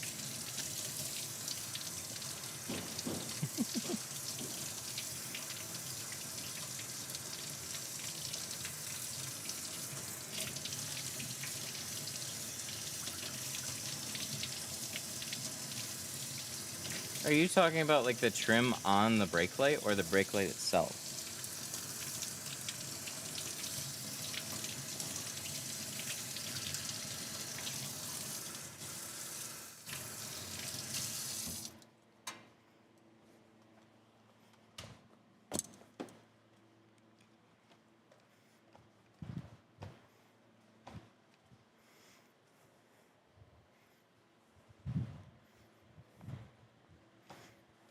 The trim on the brake light. Oh, okay. No, I don't want to remove that. That's fine.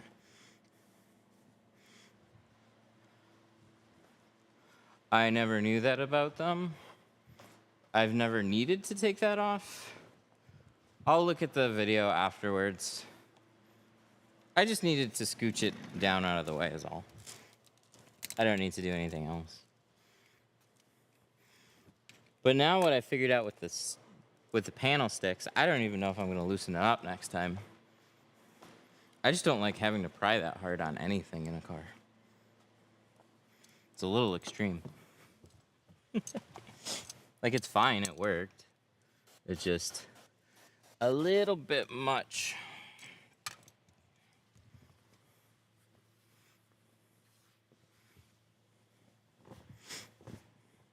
Use the last link that I posted. All right, I'll check it out.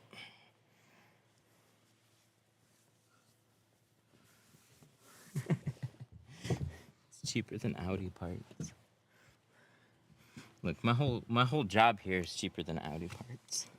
I don't need to pay for any parts.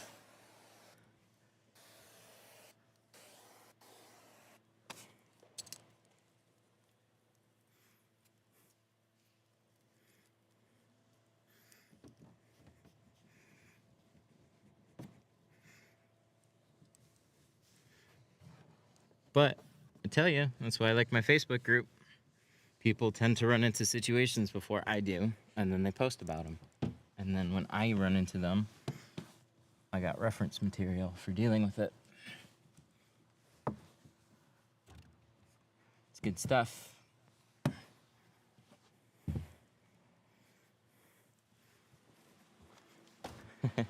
I destroyed an Audi A8 once. I broke one of those third brake lights right in front of the customer. Was not fun. Do not recommend.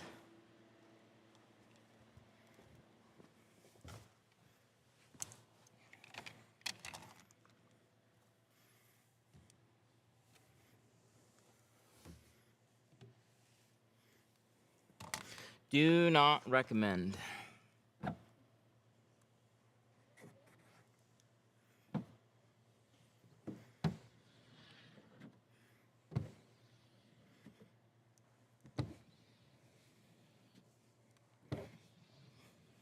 Broke a key fob for Bentley. Damn. That's probably not super cheap either. Did you clay the back window? Mm-hmm.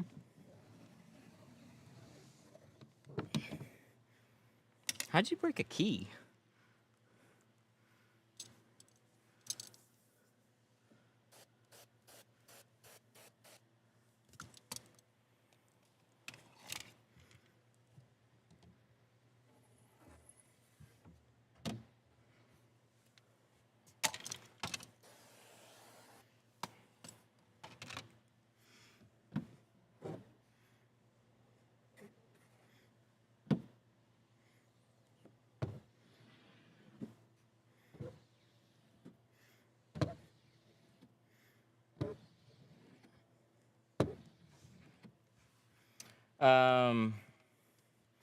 The guy on TikTok didn't remove any screws, just pulled on the trim.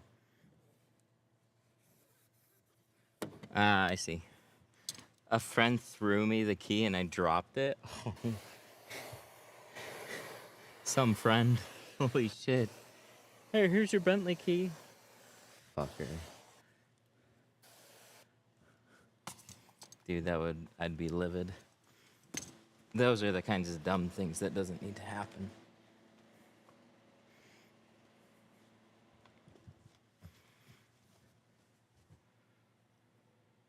I was upset.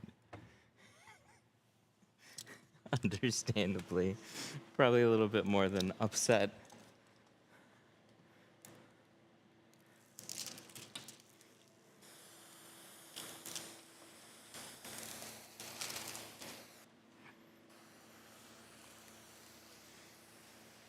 Tinting in a cord, having trouble with it sticking at the bottom.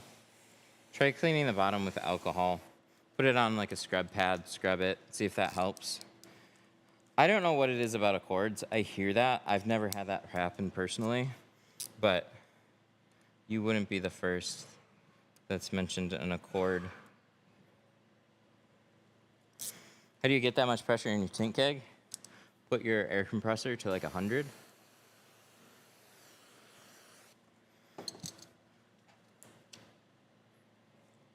But, so these tint kegs are just like upgraded. They have better O-rings, higher pressure release valve, better fittings.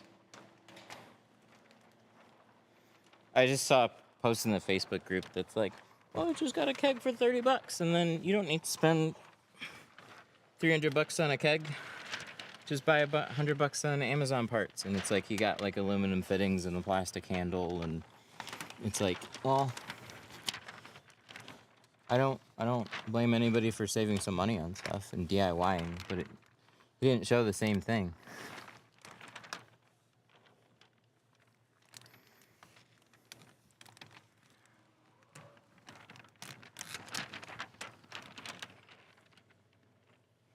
Do you ever reverse roll on rear windshields? Rare, no. Basically, no. I just learned this way earlier, and it works for me.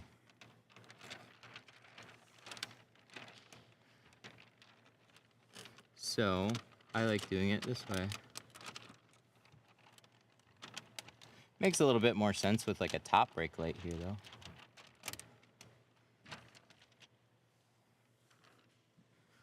And that's why we loosen it up. Then that pulls down. And we're clear. That's all we needed to do. Wasn't trying to turn it into a forever project.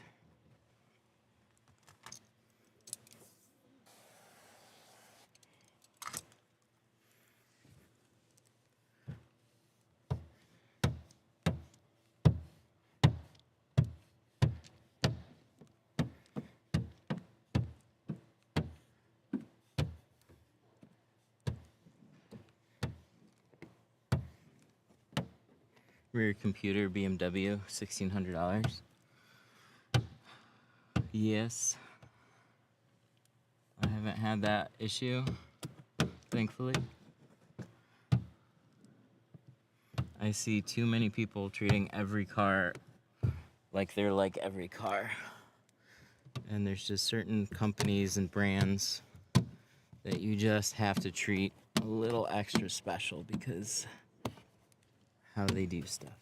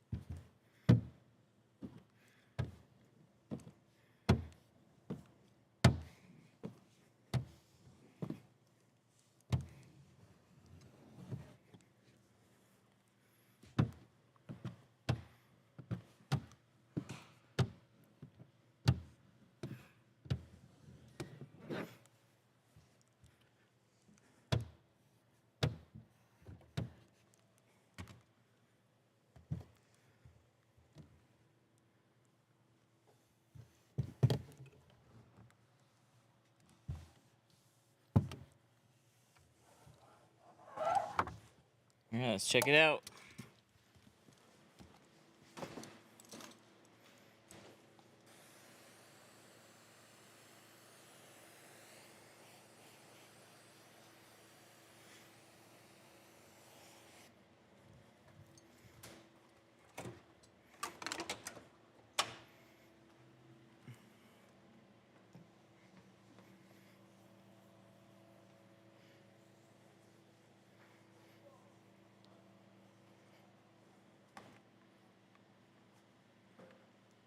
What? Okay.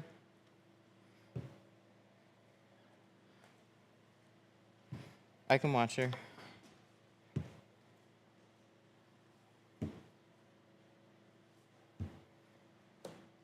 I don't remember why you let it dry on the outside first before shrinking the film. Because if you just put film on wet dryer sheet, it sticks really aggressively. The point of dry shrinking is everything needs to be dry.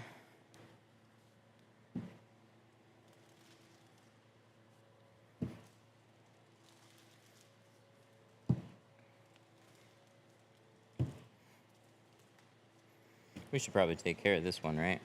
They don't want that there. Everything else looks mint.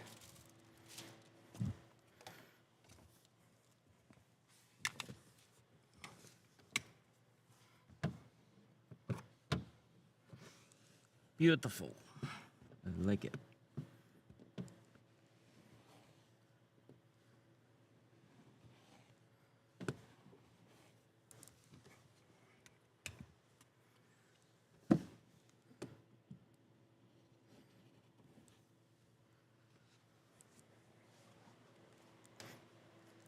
Better? Better. Good, good, good.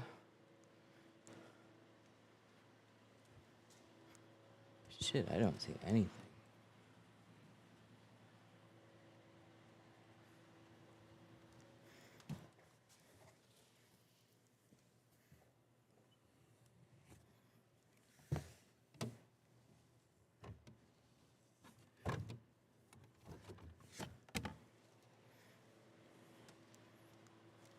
Nice. All right. Yeah, dude, that's the back window.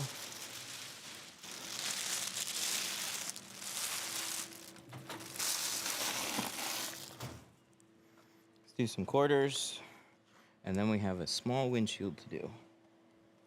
What time is it? 2? Figures.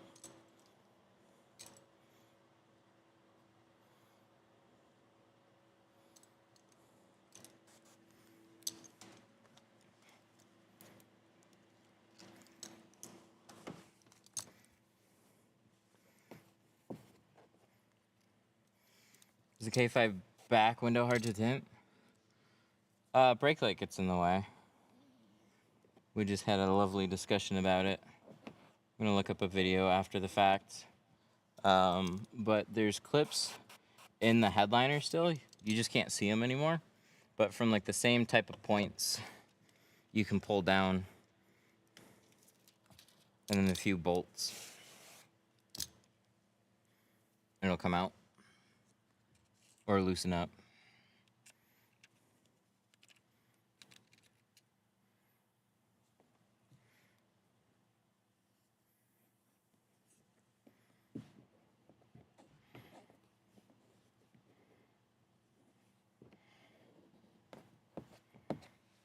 Beautiful.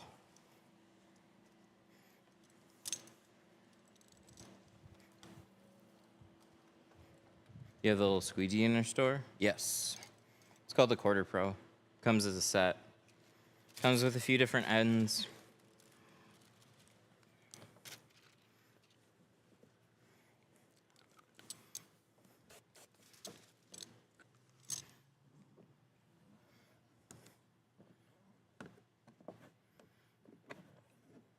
Dumb expensive for the set, but it's one of my favorite little squeegees.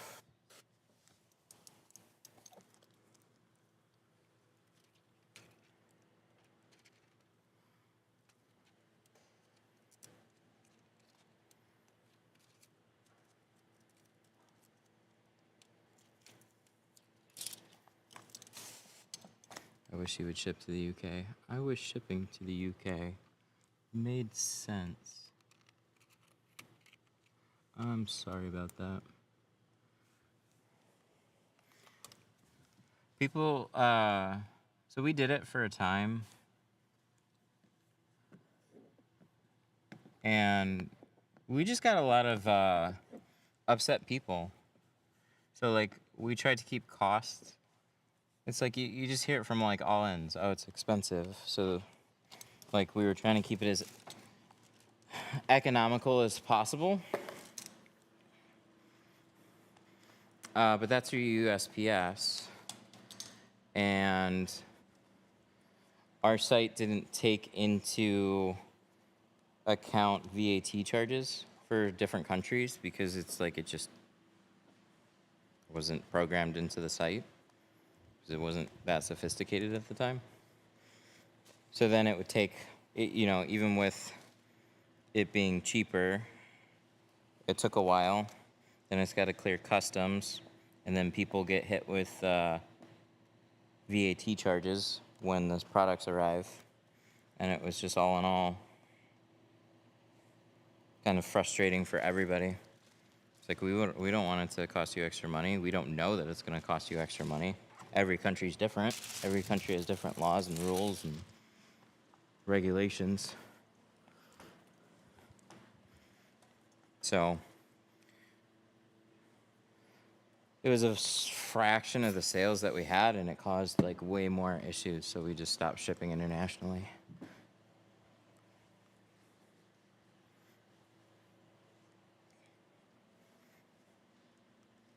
How much would you charge starting off in your business? I would charge a similar amount to whatever you're going to try and charge as a business. Your clients early on, like your pricing kind of sets the tone.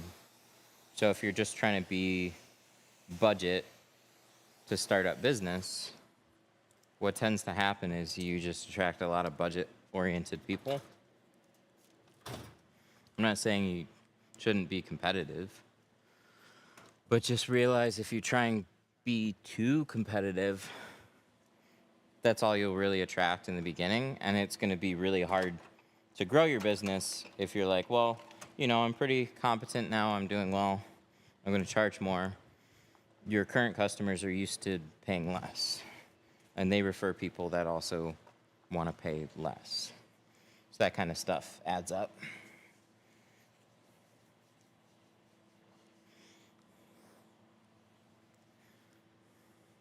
Why is dry shrinking so much better than wet shrinking? You just get an even shrink. I'm not just going to say it's better, because there's people that do wet shrinking, and they just do it very differently. But dry shrinking has become the most popular and straightforward method for a reason.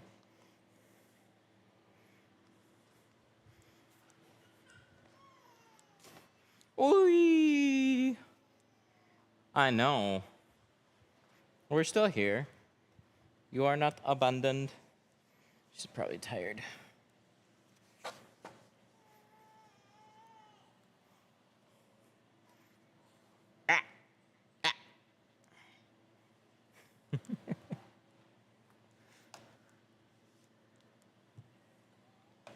Should have signed her up for 5 days.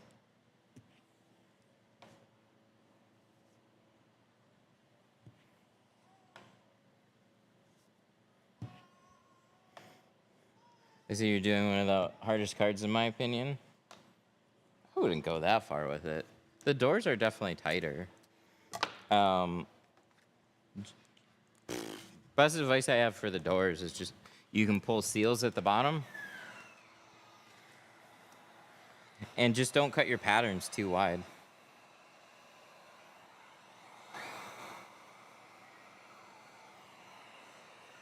The wider your patterns are, the harder they are to tuck.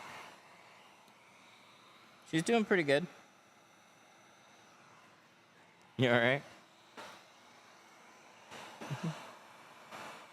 What's your sedan pricing on Apex? All in all, with a windshield, 650, 450 without the windshield. We pretty much like brought everything down a tier.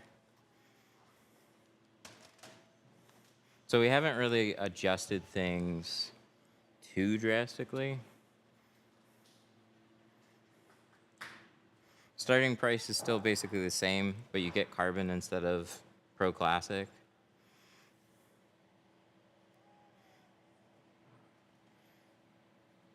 I just noticed a lot of people are giving ceramic away for like basically what we were doing carbon for. And so customers that would call more than one place were just assuming everything was ceramic.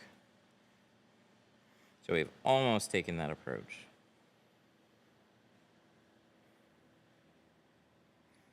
We've had to be really a little bit more competitive inside of a certain range. Did I miss all the tinting? Almost. We're doing the windshield. That's the fun part.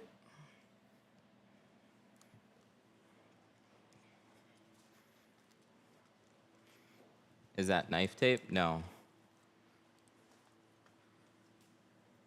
No, knife tape doesn't work with window tint. But we're gonna cut on this rather than trimming directly on the glass. So we just don't risk scoring the window. Can you show close up where you place the tape? Mm-hmm. So we got this dotted border here. And the inside edge of the tape, I try and place right on the very edge so I can still see the entirety of that dot border. Basically, what that just helps me do is create like a 1/8 inch border. I thought the third brake light was the fun part. That was the fun part. You're right.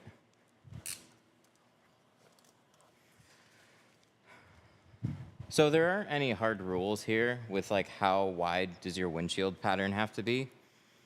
You want to give yourself just a little wiggle room. So when you're placing the pattern, it doesn't have to be exactly where you trimmed it. So as long as your pattern is just a little bit wider than the border, it's easy to get it placed.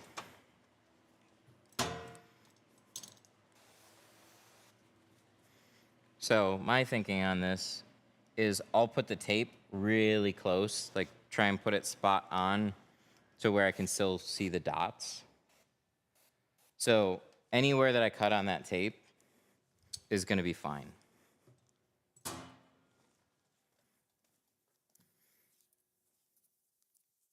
my hand's not super steady. So sometimes it'll cut a little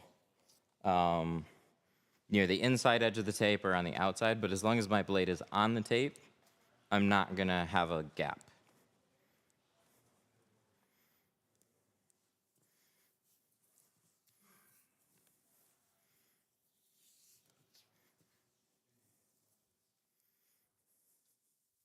So that is good.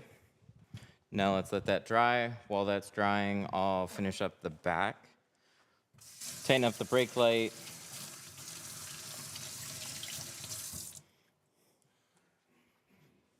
And I'm gonna move a towel over to the dash, so while that's drying, we'll just speed everything up.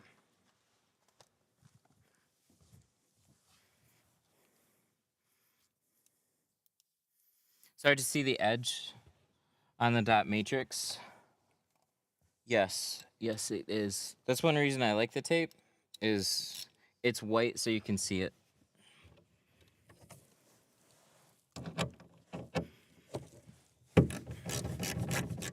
Sorry. Let me move this. Let's put this there. You don't use DSP anymore? Not really.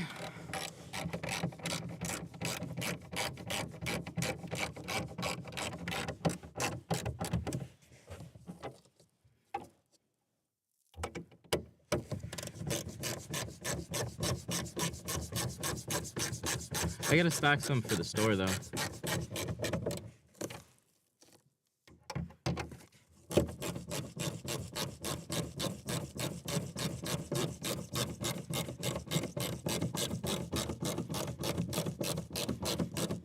Here we go. Brake light's back. So, nice. That's back in. Cool.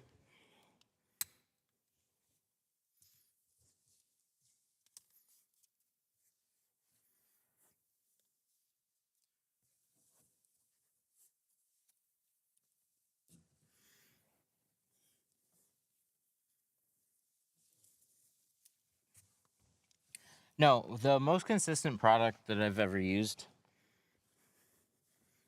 is Snuggle.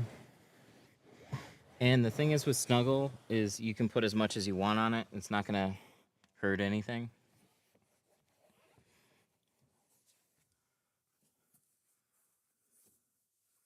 I want to see the trim slide off that third brake light. I'm gonna look up the video first before I do.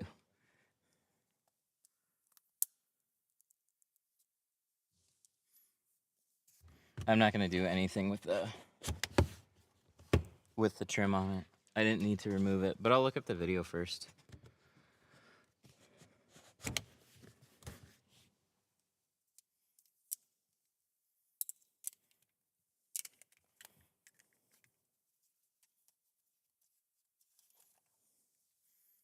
I get it.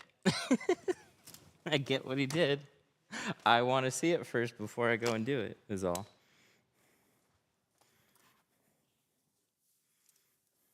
If it's something that I don't have to take apart, I don't take it apart.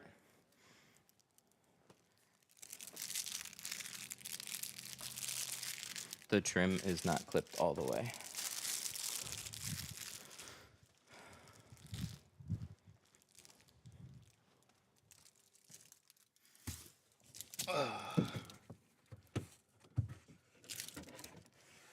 Yes. Yes, everything is back. Oh, I got this bit right here. Hang on. There we go. Out on the sides. I get it. Hang on. Let me stuff that back in. Ta-da! Sorry, I didn't see that.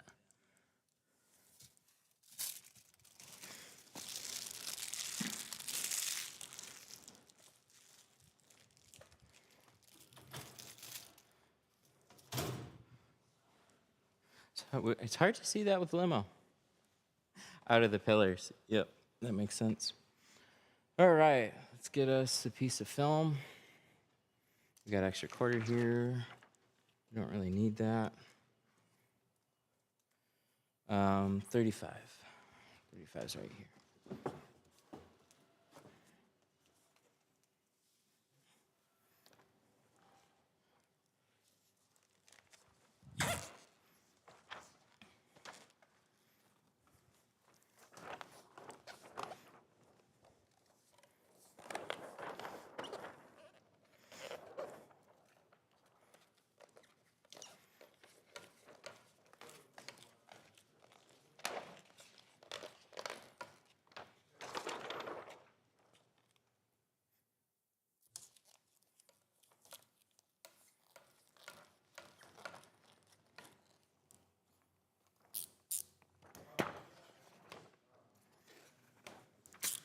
This is gonna look nice. She went dark on this one.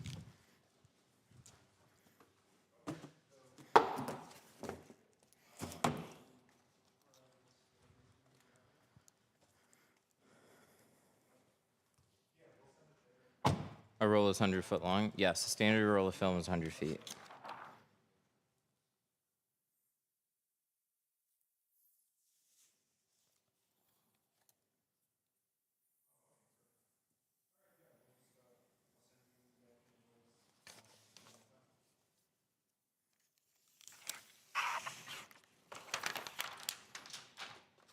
We're doing 35 on the shield.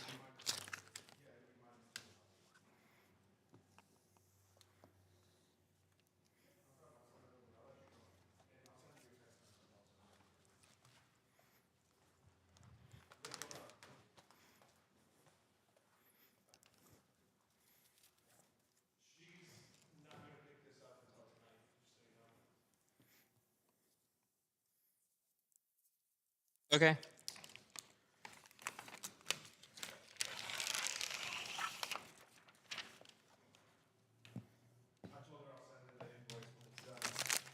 Okay, and then we'll just leave it locked outside.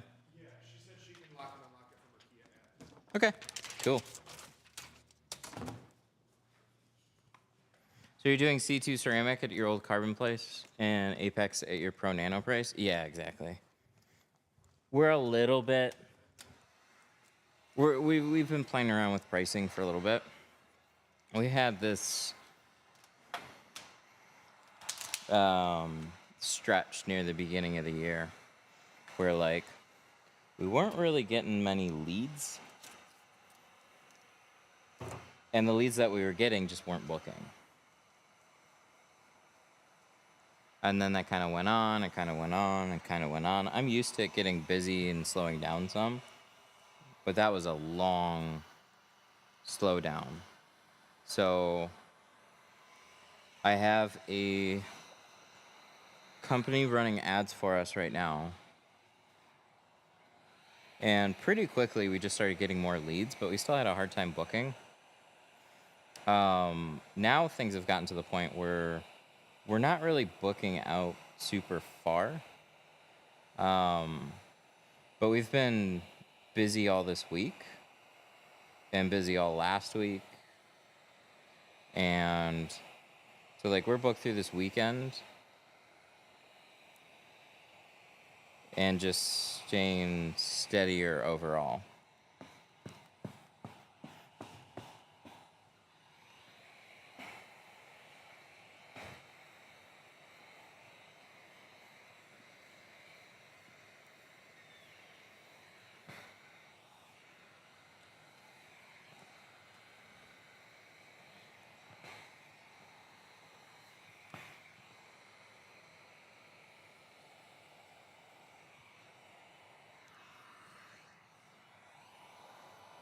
But yeah, during that, we also called around.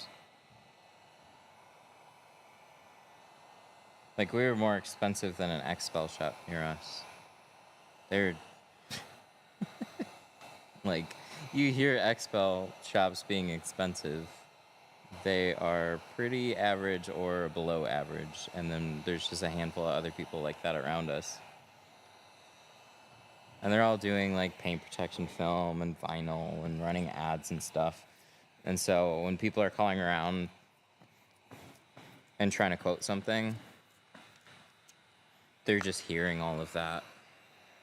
And so either we do something radically different to stand out, or we be a little bit more competitive.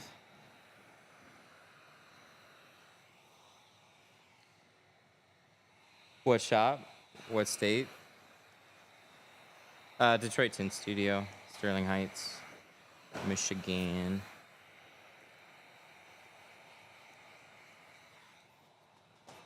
Why are shops giving away top-of-the-line films? That's always the first thing that everybody does, is they just discount prices. But it's a thing that turns the needle more. Like, it just... like, you hear it from from customers all day. It's like shops wouldn't do it if they were busy. It's just things start slowing down. They're talking to people. They're hearing customer feedback, and it's like, well, I'll give you a deal, and then before you know it, that just becomes the norm.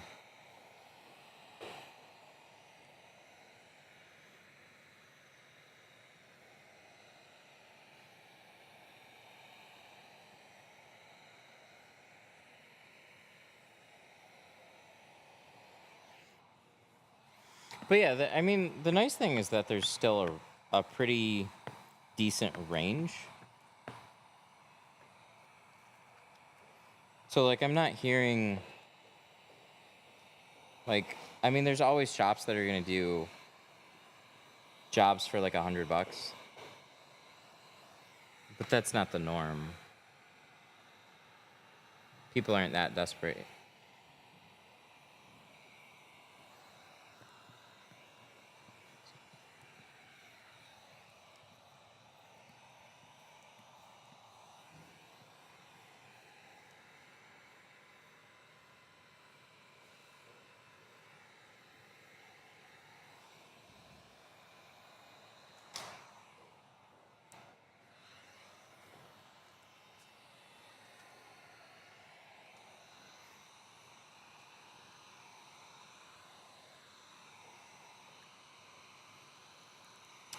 Something you pointed out about pushing the film down when you're shrinking the windshield has stuck out. Paying attention to how the film curves. Yes. You're always going to... So, top corners are going to curve the most. We'll see how these ones curve. But I'm looking at...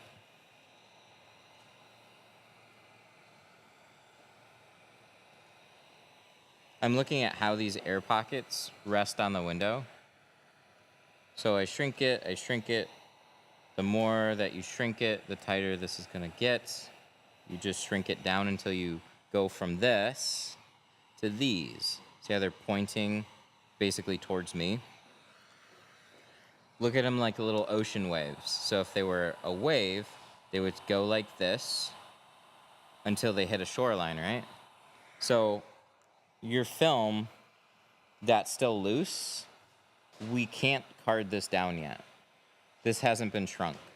But all of this is ready to move forward. So I'm just going to match my card up with the direction that that's going. So as I push it, I'm just going to watch it. Push it forward, push it forward. Now this, see how it's already angling this way? Funny how that happens, right? And then it's curved more here towards the edge. And then see this wave here? Some people look at this and they want to just like push this flat, or no, keep this going out the side. Readjust the entire top corner, and that basically all just disappeared. You're taking your film and you're stretching it out over the window. And when you get to top corners especially,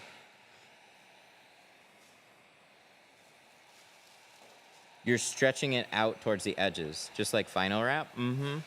So what's weird about tinting versus vinyl wrap is that we're not stretching the film, we're shrinking it. But when we're ready to stretch it out over the window, so to say, so like after it's shrunk, after a section is shrunk, you have those same vinyl principles. It's like you anchor it in the center, you anchor it on the side, you shrink it, and you get those little waves. And then once it's shrunk and you're not going to shrink it any farther, you're then pulling it out just like you would stretch a piece of fabric, like a bed sheet over a mattress or something like that. So some of it's just going to go straight up and out the top, and then some of it towards the edges is just going to come out this edge. And that's fine. We're not shrinking the edge.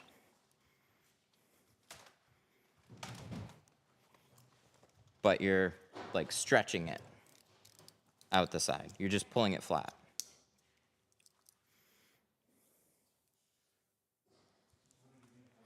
I really tried to emphasize that in the last class that we did. every class we kind of learn something else to tell people, or a different way of like helping to make it make sense. Because if you say that kind of stuff really early on,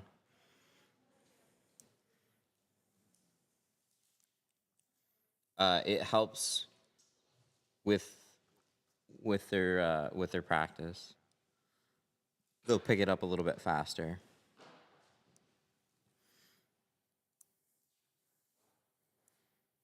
At this point, we're pretty confident. If you have not touched film before, most people by the end of the class are shrinking all the windows that we have.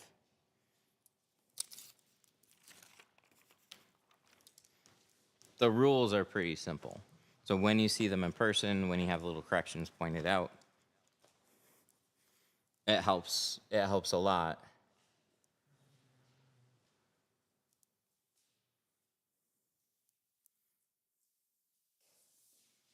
There we go.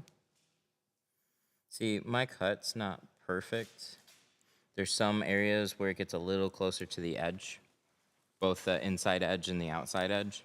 But as long as it's on this tape line, my edge is going to be great.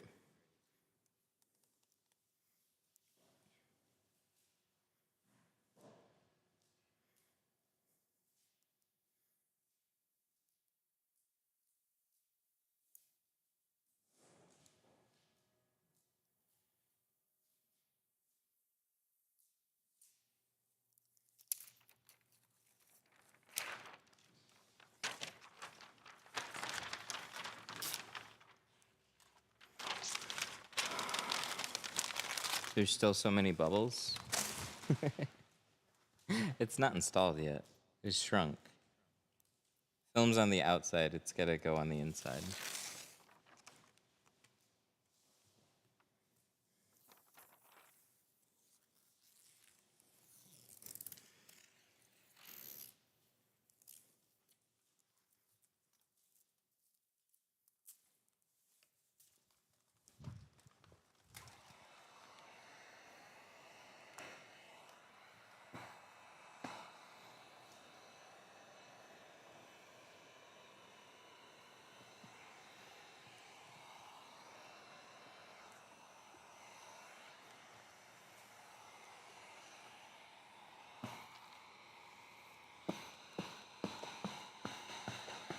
My life's not perfect. Just make it work.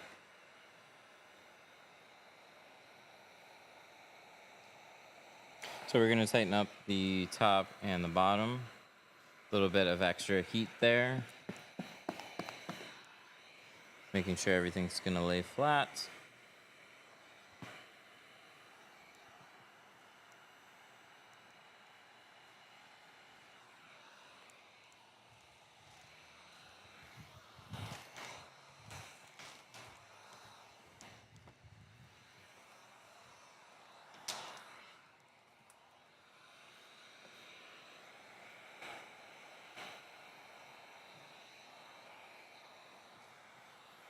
Customer's going to be super happy. That's what we aim for.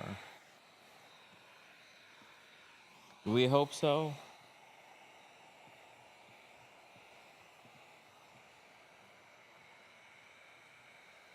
All right, that's all good. I got to get in and clean this. I should have done that earlier.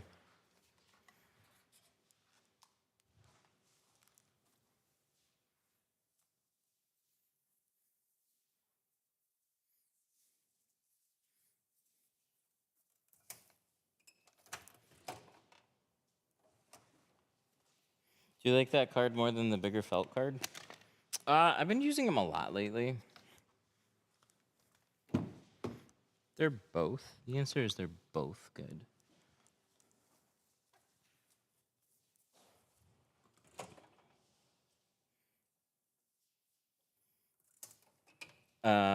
Personal preference. There it is. That's what I'm looking for. Can I leave this tape together? Will that help or will that make it annoying? Probably make it annoying. Let's find out. Wow, good job, Kia. They made like the dash super low. I'm like right here. I got like nothing in my way. I didn't hit the like button. Sorry about that. Banned. Get a printout. Yeah, that's not gonna work. I'm gonna print out of everybody that hasn't liked the stream.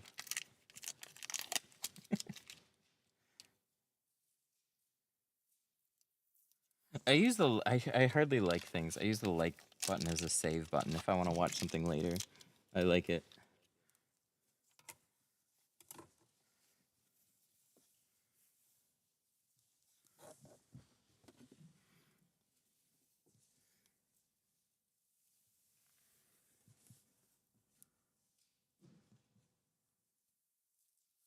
I don't usually like videos, but I will like yours and sub to it.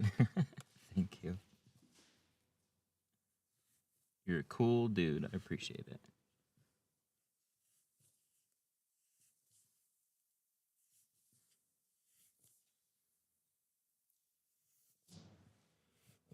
Are you gonna carry the Geo dash cover? We're gonna get our own made.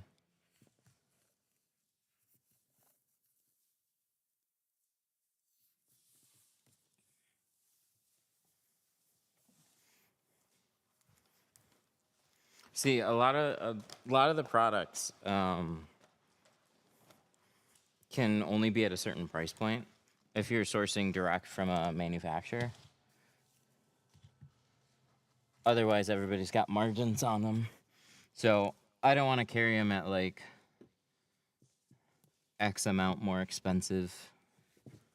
I'd rather have something at the same price.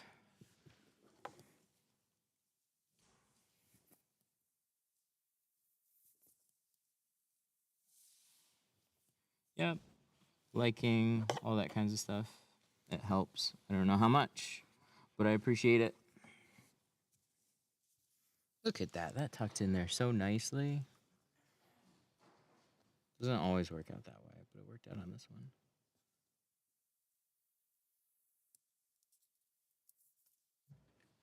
Sick. Good job, Kia. See, I like tinting a good amount of Kias. Look at how easy. This is easier than the back window. They give me a bunch of space. This mirror gets out of my way. Oh, I could even take this housing off and unscrew this too. But they give me plenty of room around that. Like really low profile. Good job, Kia.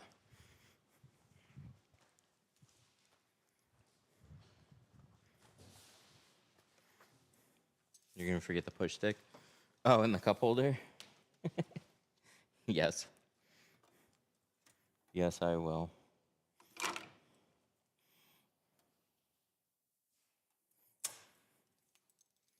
How much for a front windshield? They start at 150.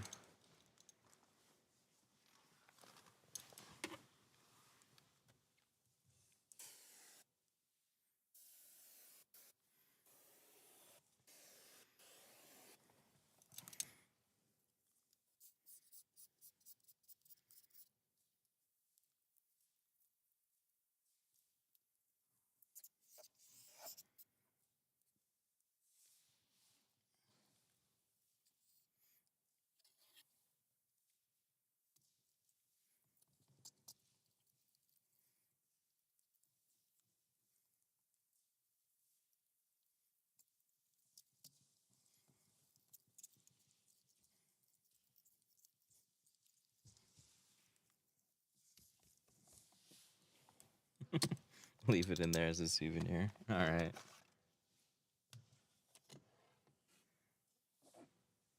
The felt is melting away when I'm shrinking. Is that on these cards? One of these, or is it a different one?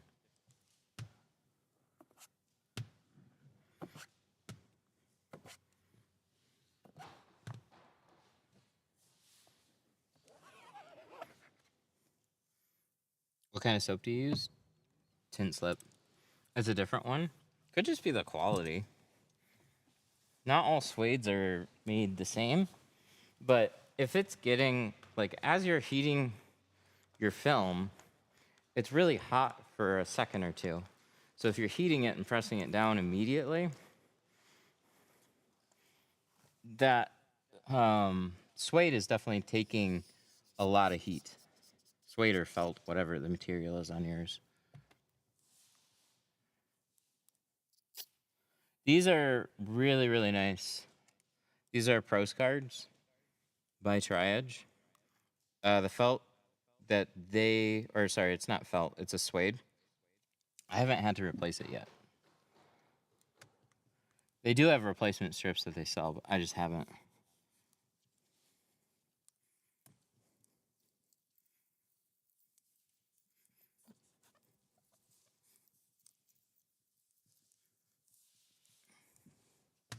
Here we go.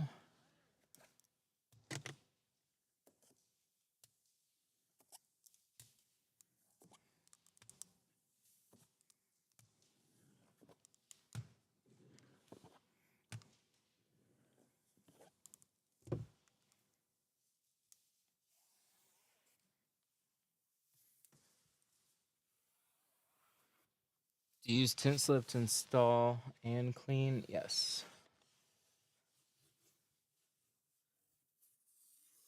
Yeah, glass cleans up pretty quickly. So a lot of times you can just use the same slip solution.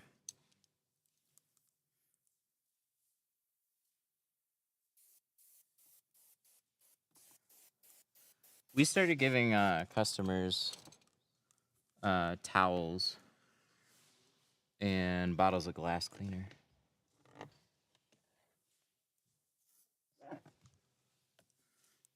So that's our little souvenir for them. Push stick would be funny.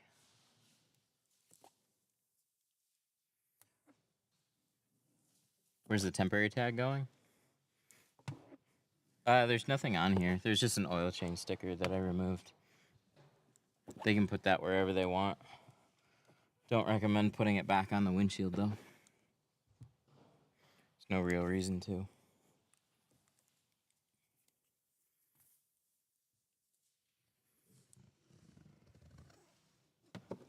Do you always shrink the side windows? Yes.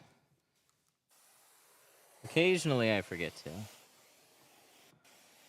But basically, yes.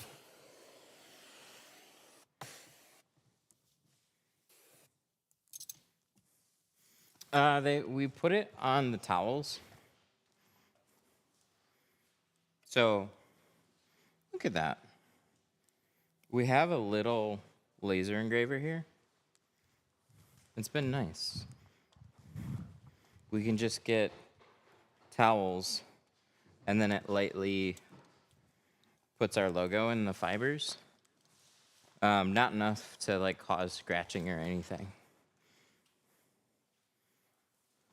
But they look super cool.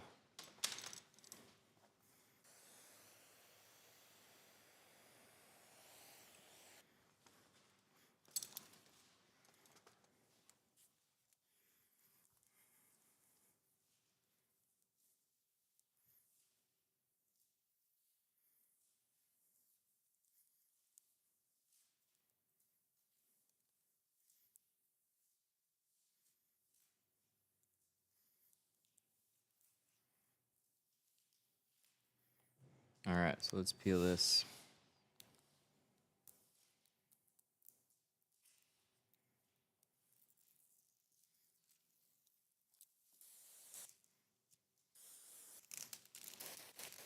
I struggle with fingers popping up on the side when I'm tinting a windshield.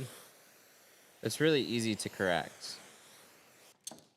You're probably not shrinking the film enough, but you can just direct the fingers back to being vertical. Like, if you're shrinking, and then you're bumping the film, and then all of a sudden a finger shoots up on the side, we'll just take it and push it down, lock the side back down.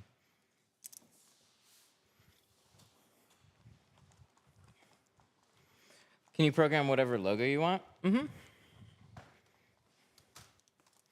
Yeah, you can do lettering. You can do like single color logos. It's a laser engraver.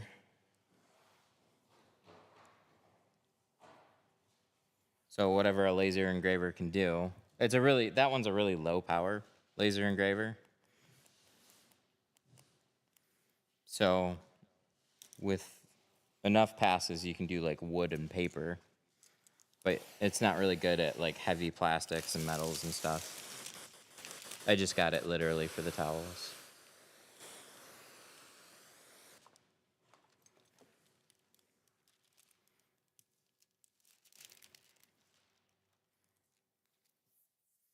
I can usually force it vertical, but yesterday it wasn't going away. It's possible that you accidentally heated the side edge too.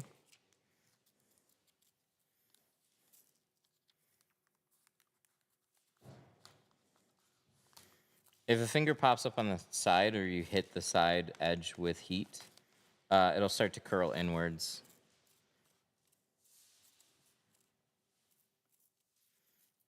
Okay, so when I peeled this, I avoided peeling anything that had to do with the center.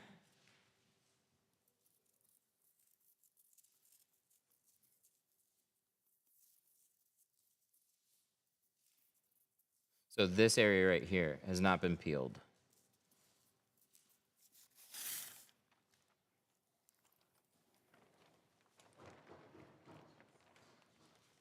But you'll see when we... Uh-oh.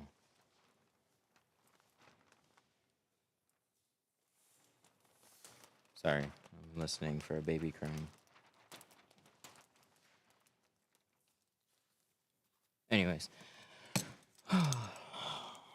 when we're peeling it on the inside, it'll come loose pretty easily. Let's tighten this up.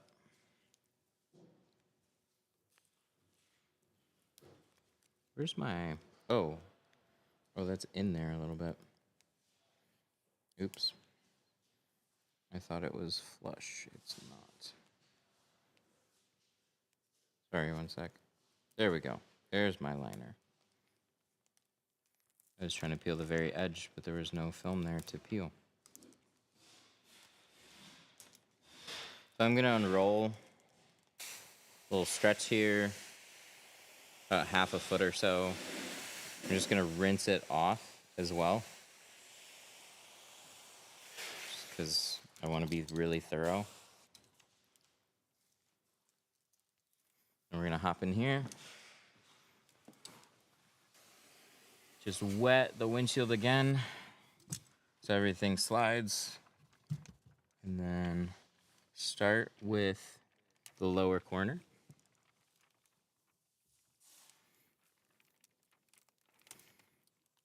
See, I get that much film on the glass so far. And then my first goal is to get the entire left side of the film on the windshield. So that way it's like nice and anchored and stable. And then I'm trying to keep this roll steady. So as I like kind of like shift around, I'm trying to keep this roll from like pulling back. And then you can just unroll a little bit at a time, push it up against the glass, and just keep going.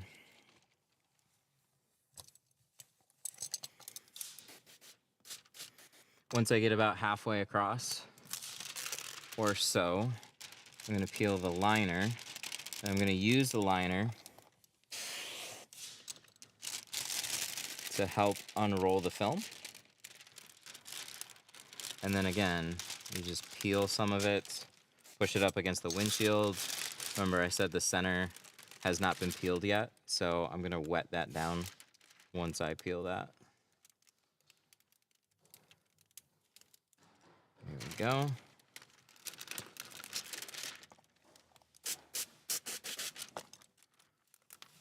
That way everything slides. Don't have any dry spots is kind of the idea. Trying to avoid any of that.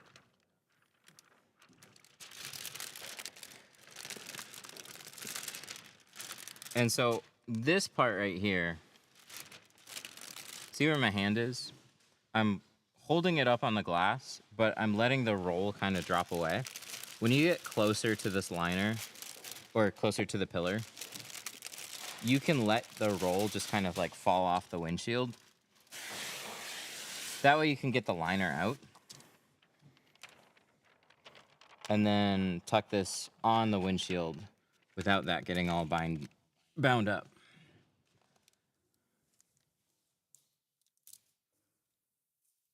Does it matter if the bottom of the roll touches the bottom of the windshield? No, not at all. It's still protected. It's still rolled. So as you're unrolling it, it's now touching the glass. So it'll drag and like it compresses down at the bottom. So get it down as far as you can. And as you're unrolling it, try and be careful that it doesn't bend or pinch is really the only thing that you have to be careful of. When is it necessary to remove pillars? I've never removed a set of pillars, ever. Not for a windshield. So I'm gonna say never. You could. Like anytime you remove stuff, like if you have an obstacle in the way and you remove it, it makes it easier on you. You just don't have to. But if it's easy for you to remove the pillars so you can tint a windshield, by all means, go for it.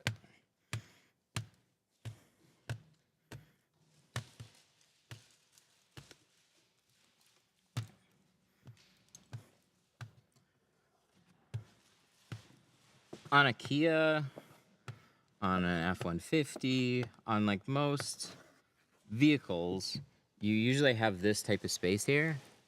See that gap? There's this black dotted edge. This is plenty of room for me.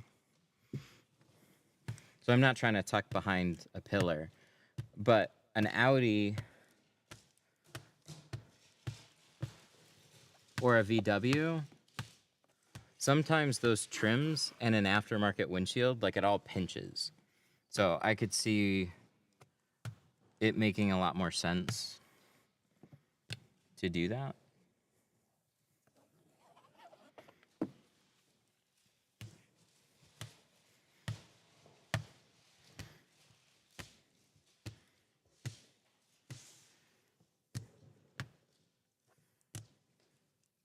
But yeah, whatever is, in my opinion, the least amount of hassle for the best result. Minimal risk. So if it makes it easy and you're familiar with doing it, like by all means, go for it.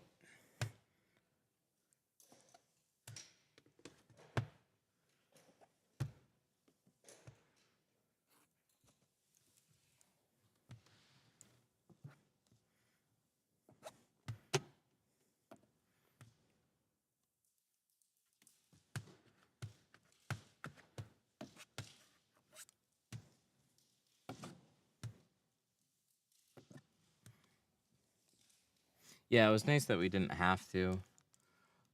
It probably would have been pretty simple. Likely just clips on there, screw takes off the mirror. But it's such a low profile housing. Some of them really like stick off the windshield quite a bit. They get annoying. So like a Ram housing. Once I learned how the mirrors come off, I started taking every single one of those apart. No torch on windshield? You could. You can shrink it that way. You could dry it a little faster if you wanted to. It's laminated though, so you just don't want to overheat any spots. That's the only thing. Laminated glass though can take a lot of abuse. When I first started, it's like glass seems kind of scary because like when does it break? Glass is like super strong and super durable. You have to be doing something really dumb to end up putting a crack or a break in it.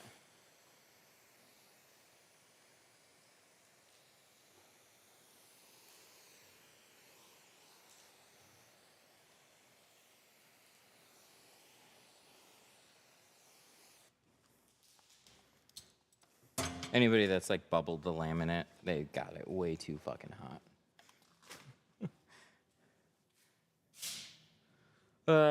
It's a bummer when you miss a bubble in the middle. Yeah, it's no fun.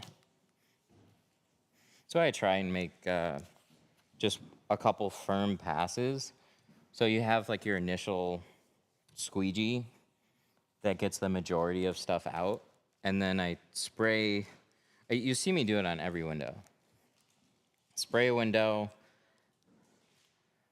and just push down a little harder, make overlapping strokes, and just be really thorough about trying to get everything out as even as you can.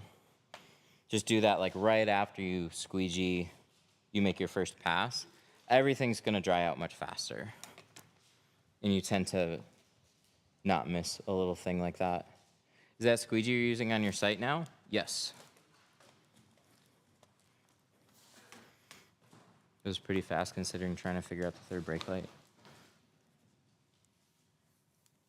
Yeah, it wasn't too bad. I'm glad we didn't just cut around it.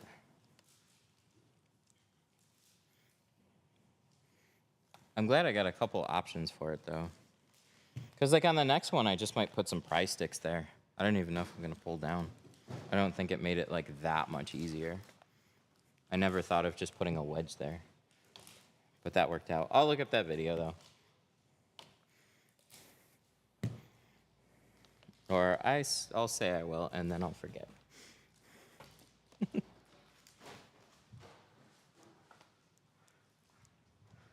I'm still so slow tinting. You know, I really attribute like a lot of whatever speed that I have. I'm not as fast as just like buckling down, getting something done. I'll misplace stuff. I'll walk around the car a bunch of times. But when I have to be quick, I'm usually not streaming, but I can be faster. But a lot of that is you're taking a few less steps and you're just kind of like blitzing through it. But I tinted for a lot of different shops and I just didn't have time. They wouldn't give me time.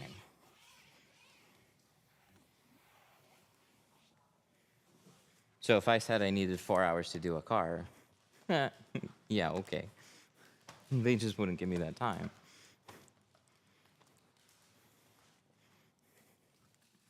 It was, hey, we got like 5 we need done. And I'm like, well, I'm going to go home. And they're just like, well, tint faster.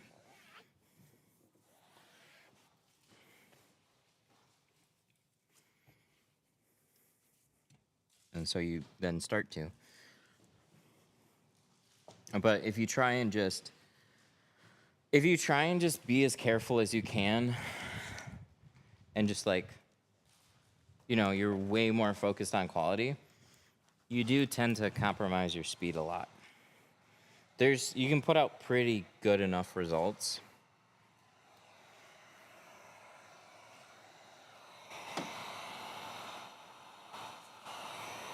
without taking too many extra steps.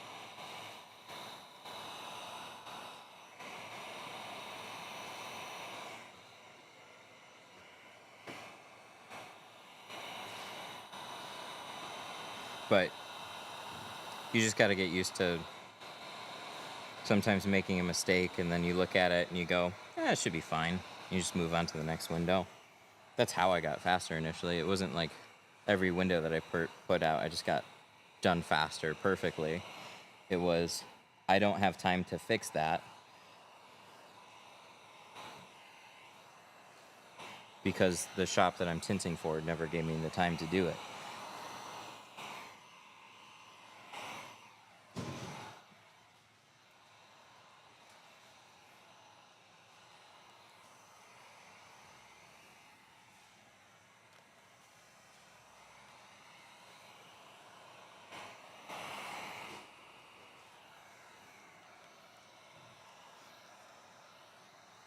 The guy didn't take anything loose.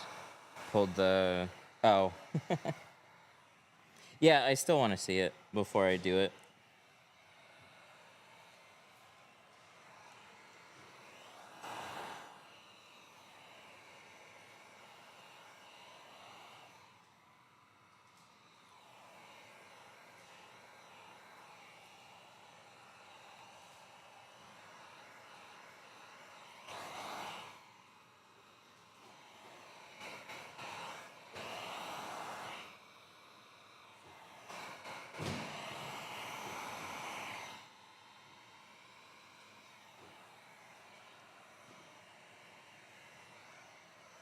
There we go. Those windows are good.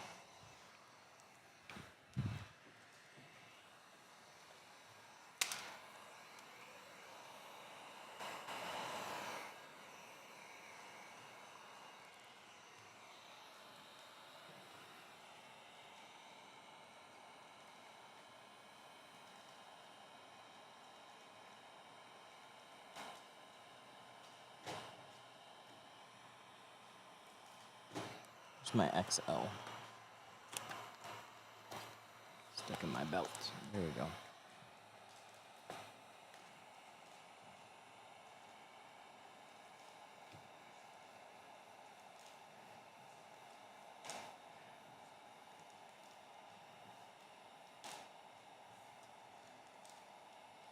All right.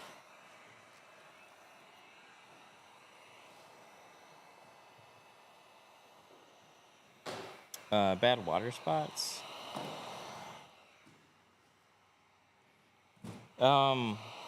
Just a scrubby pad and a water spot remover. I don't have any offhand that I can recommend. Usually just the right chemical.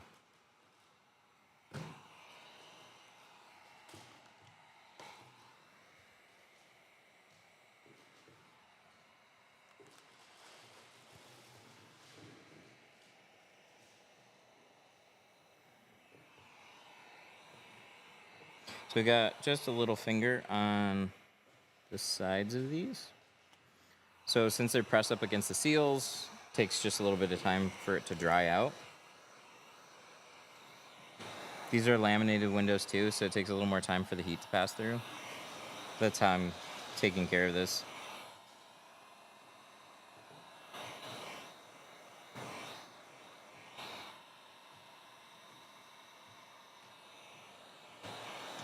I'm sure Kia gave thought to window tinters. Fat chance. They don't give a shit about anybody. They're interested in making cars for as cool and cheap as they can. That's their goal. Making a process easier for a window tinter. Maybe there's an engineer who saw a video and is like, you know what, I'm gonna do something. But as a company, no.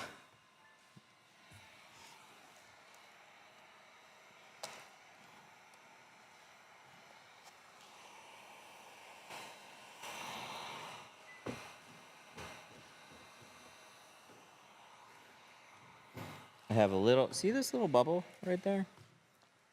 I wanted to push it out without having to roll down the window. But it's so much easier. We have a little air pocket at the top. Just roll down the window. There we go.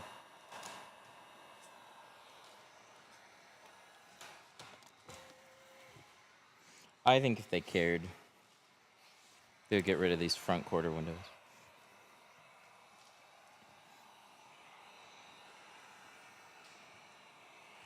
Lovely. Looks good. Last window here.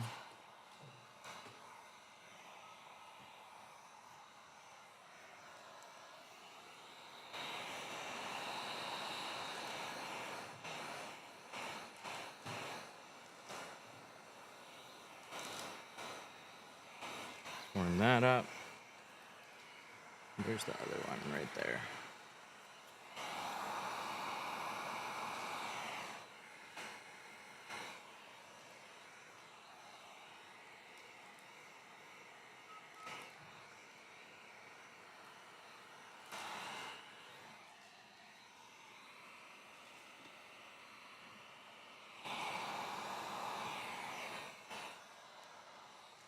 Extreme. Oh my god. Hang on. I got a thing for this. Extreme with a 5. Thank you. Cup of coffee. Appreciate it. I will use that, and I will get a cup of coffee.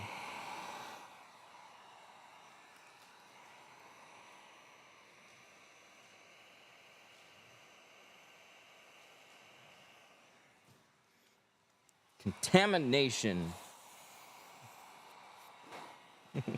What? What contamination? From the fog?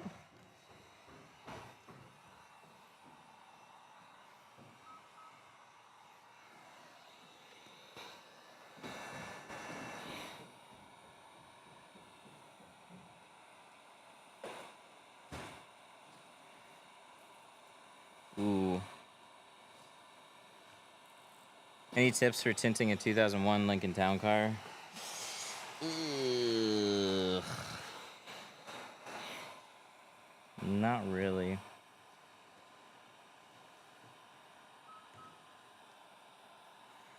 So I don't know if it's a town car.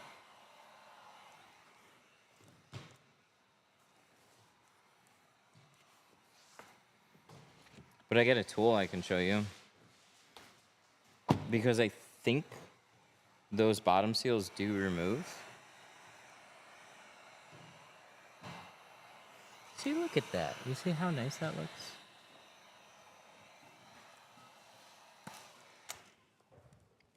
A little bit of heat, a little bit of pressure. All done.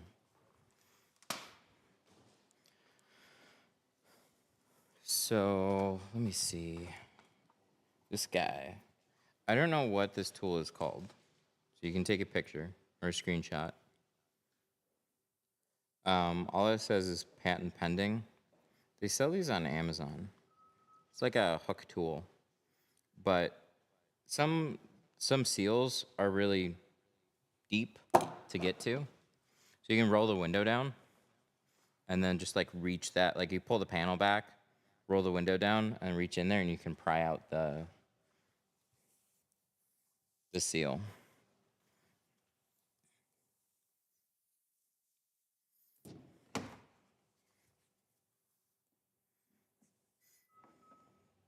Honestly, I've been using Plotter a little bit more just to give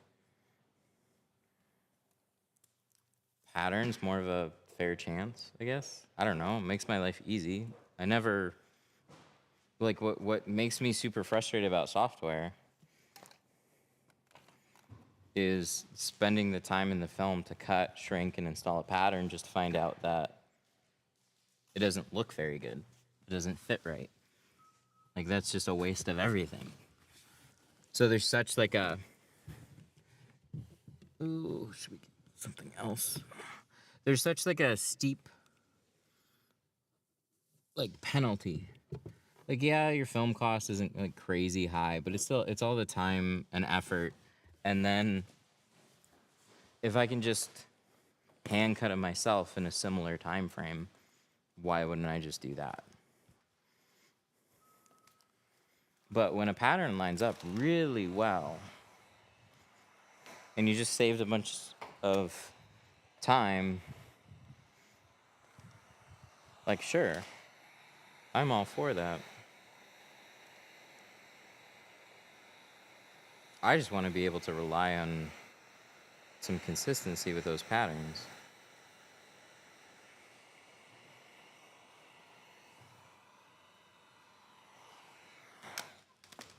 I'm gonna get one more tool. Does that make sense?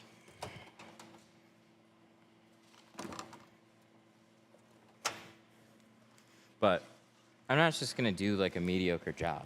So if I take the time to cut out a pattern and it doesn't fit well, I'm not just gonna leave it and say, well, that's just what the pattern did. But there's a lot of people that'll do that.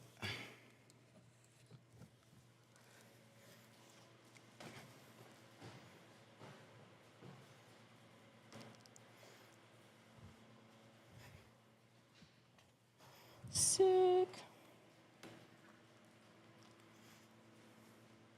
Both little spots are out. Just little finger on the side, little water pocket by the label. Now it's all good. Done. This turned out super nice. Oh, little water pocket there. Let's do the same thing that we did. Just roll down the window. So I'm gonna make sure that this is been squeegeed down, nice and flat. Then I'm just gonna roll it down quick.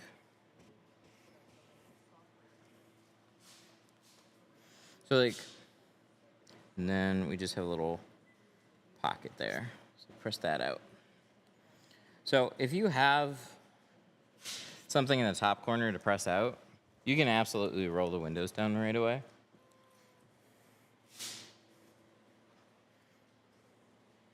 If you installed them right,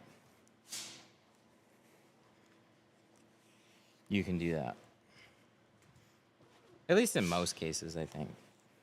Maybe like a BMW or something, I might be a little more hesitant to do that. But there, now it's all pretty.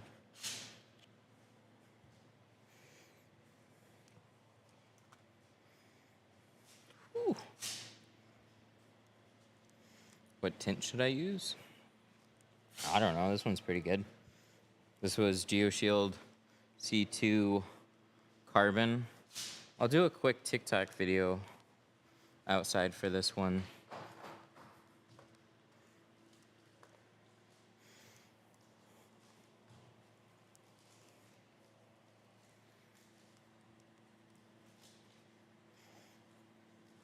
Is nano ceramic good? Yep.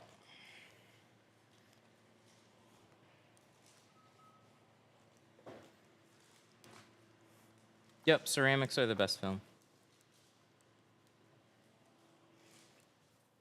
All right.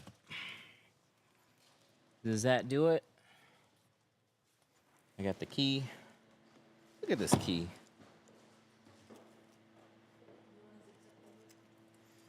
Is it that time already? This still feels like it's like 11. Yeah, I can go get them.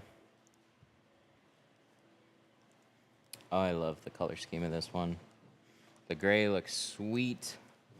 They went really dark. You got the black glass roof, dark windshield. I just love all the accents on this thing. Super, super nice.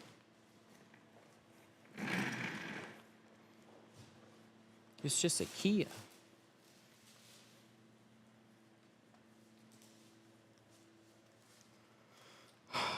Here's the link one last time. Oh, thank you.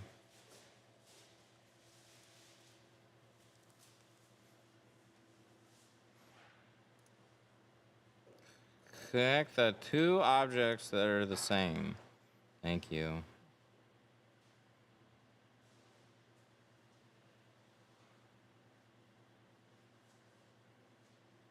That's not a Kia. That's an Audi.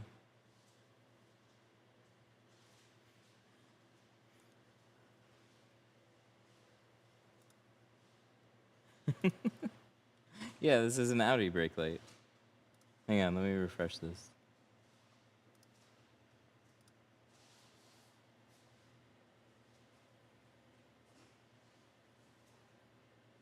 Yeah, that's 100% an Audi brake light.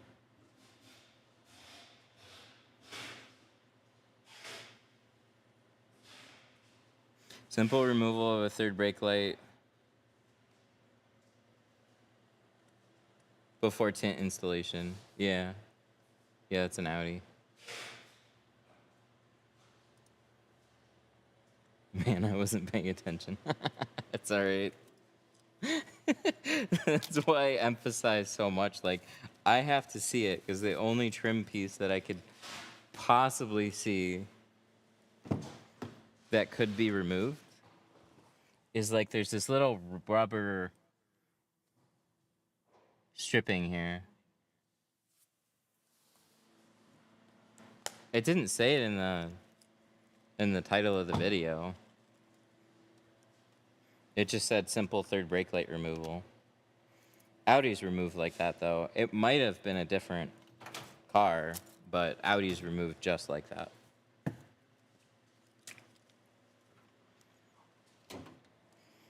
What time is it? Oh yeah, I gotta go pick up Luke. All right, I gotta close this one up. I'll shoot a quick video of it though once I get back. But I gotta go pick him up, or else it's gonna be a sad boy.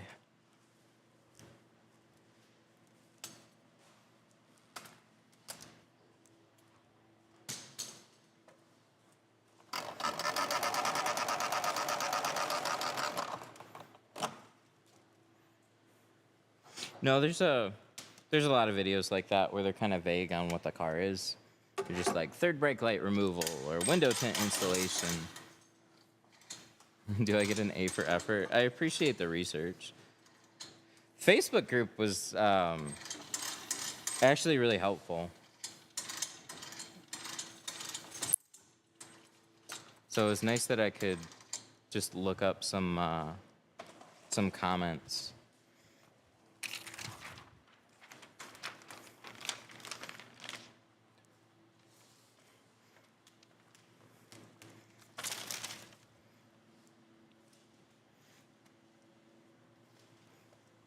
All right.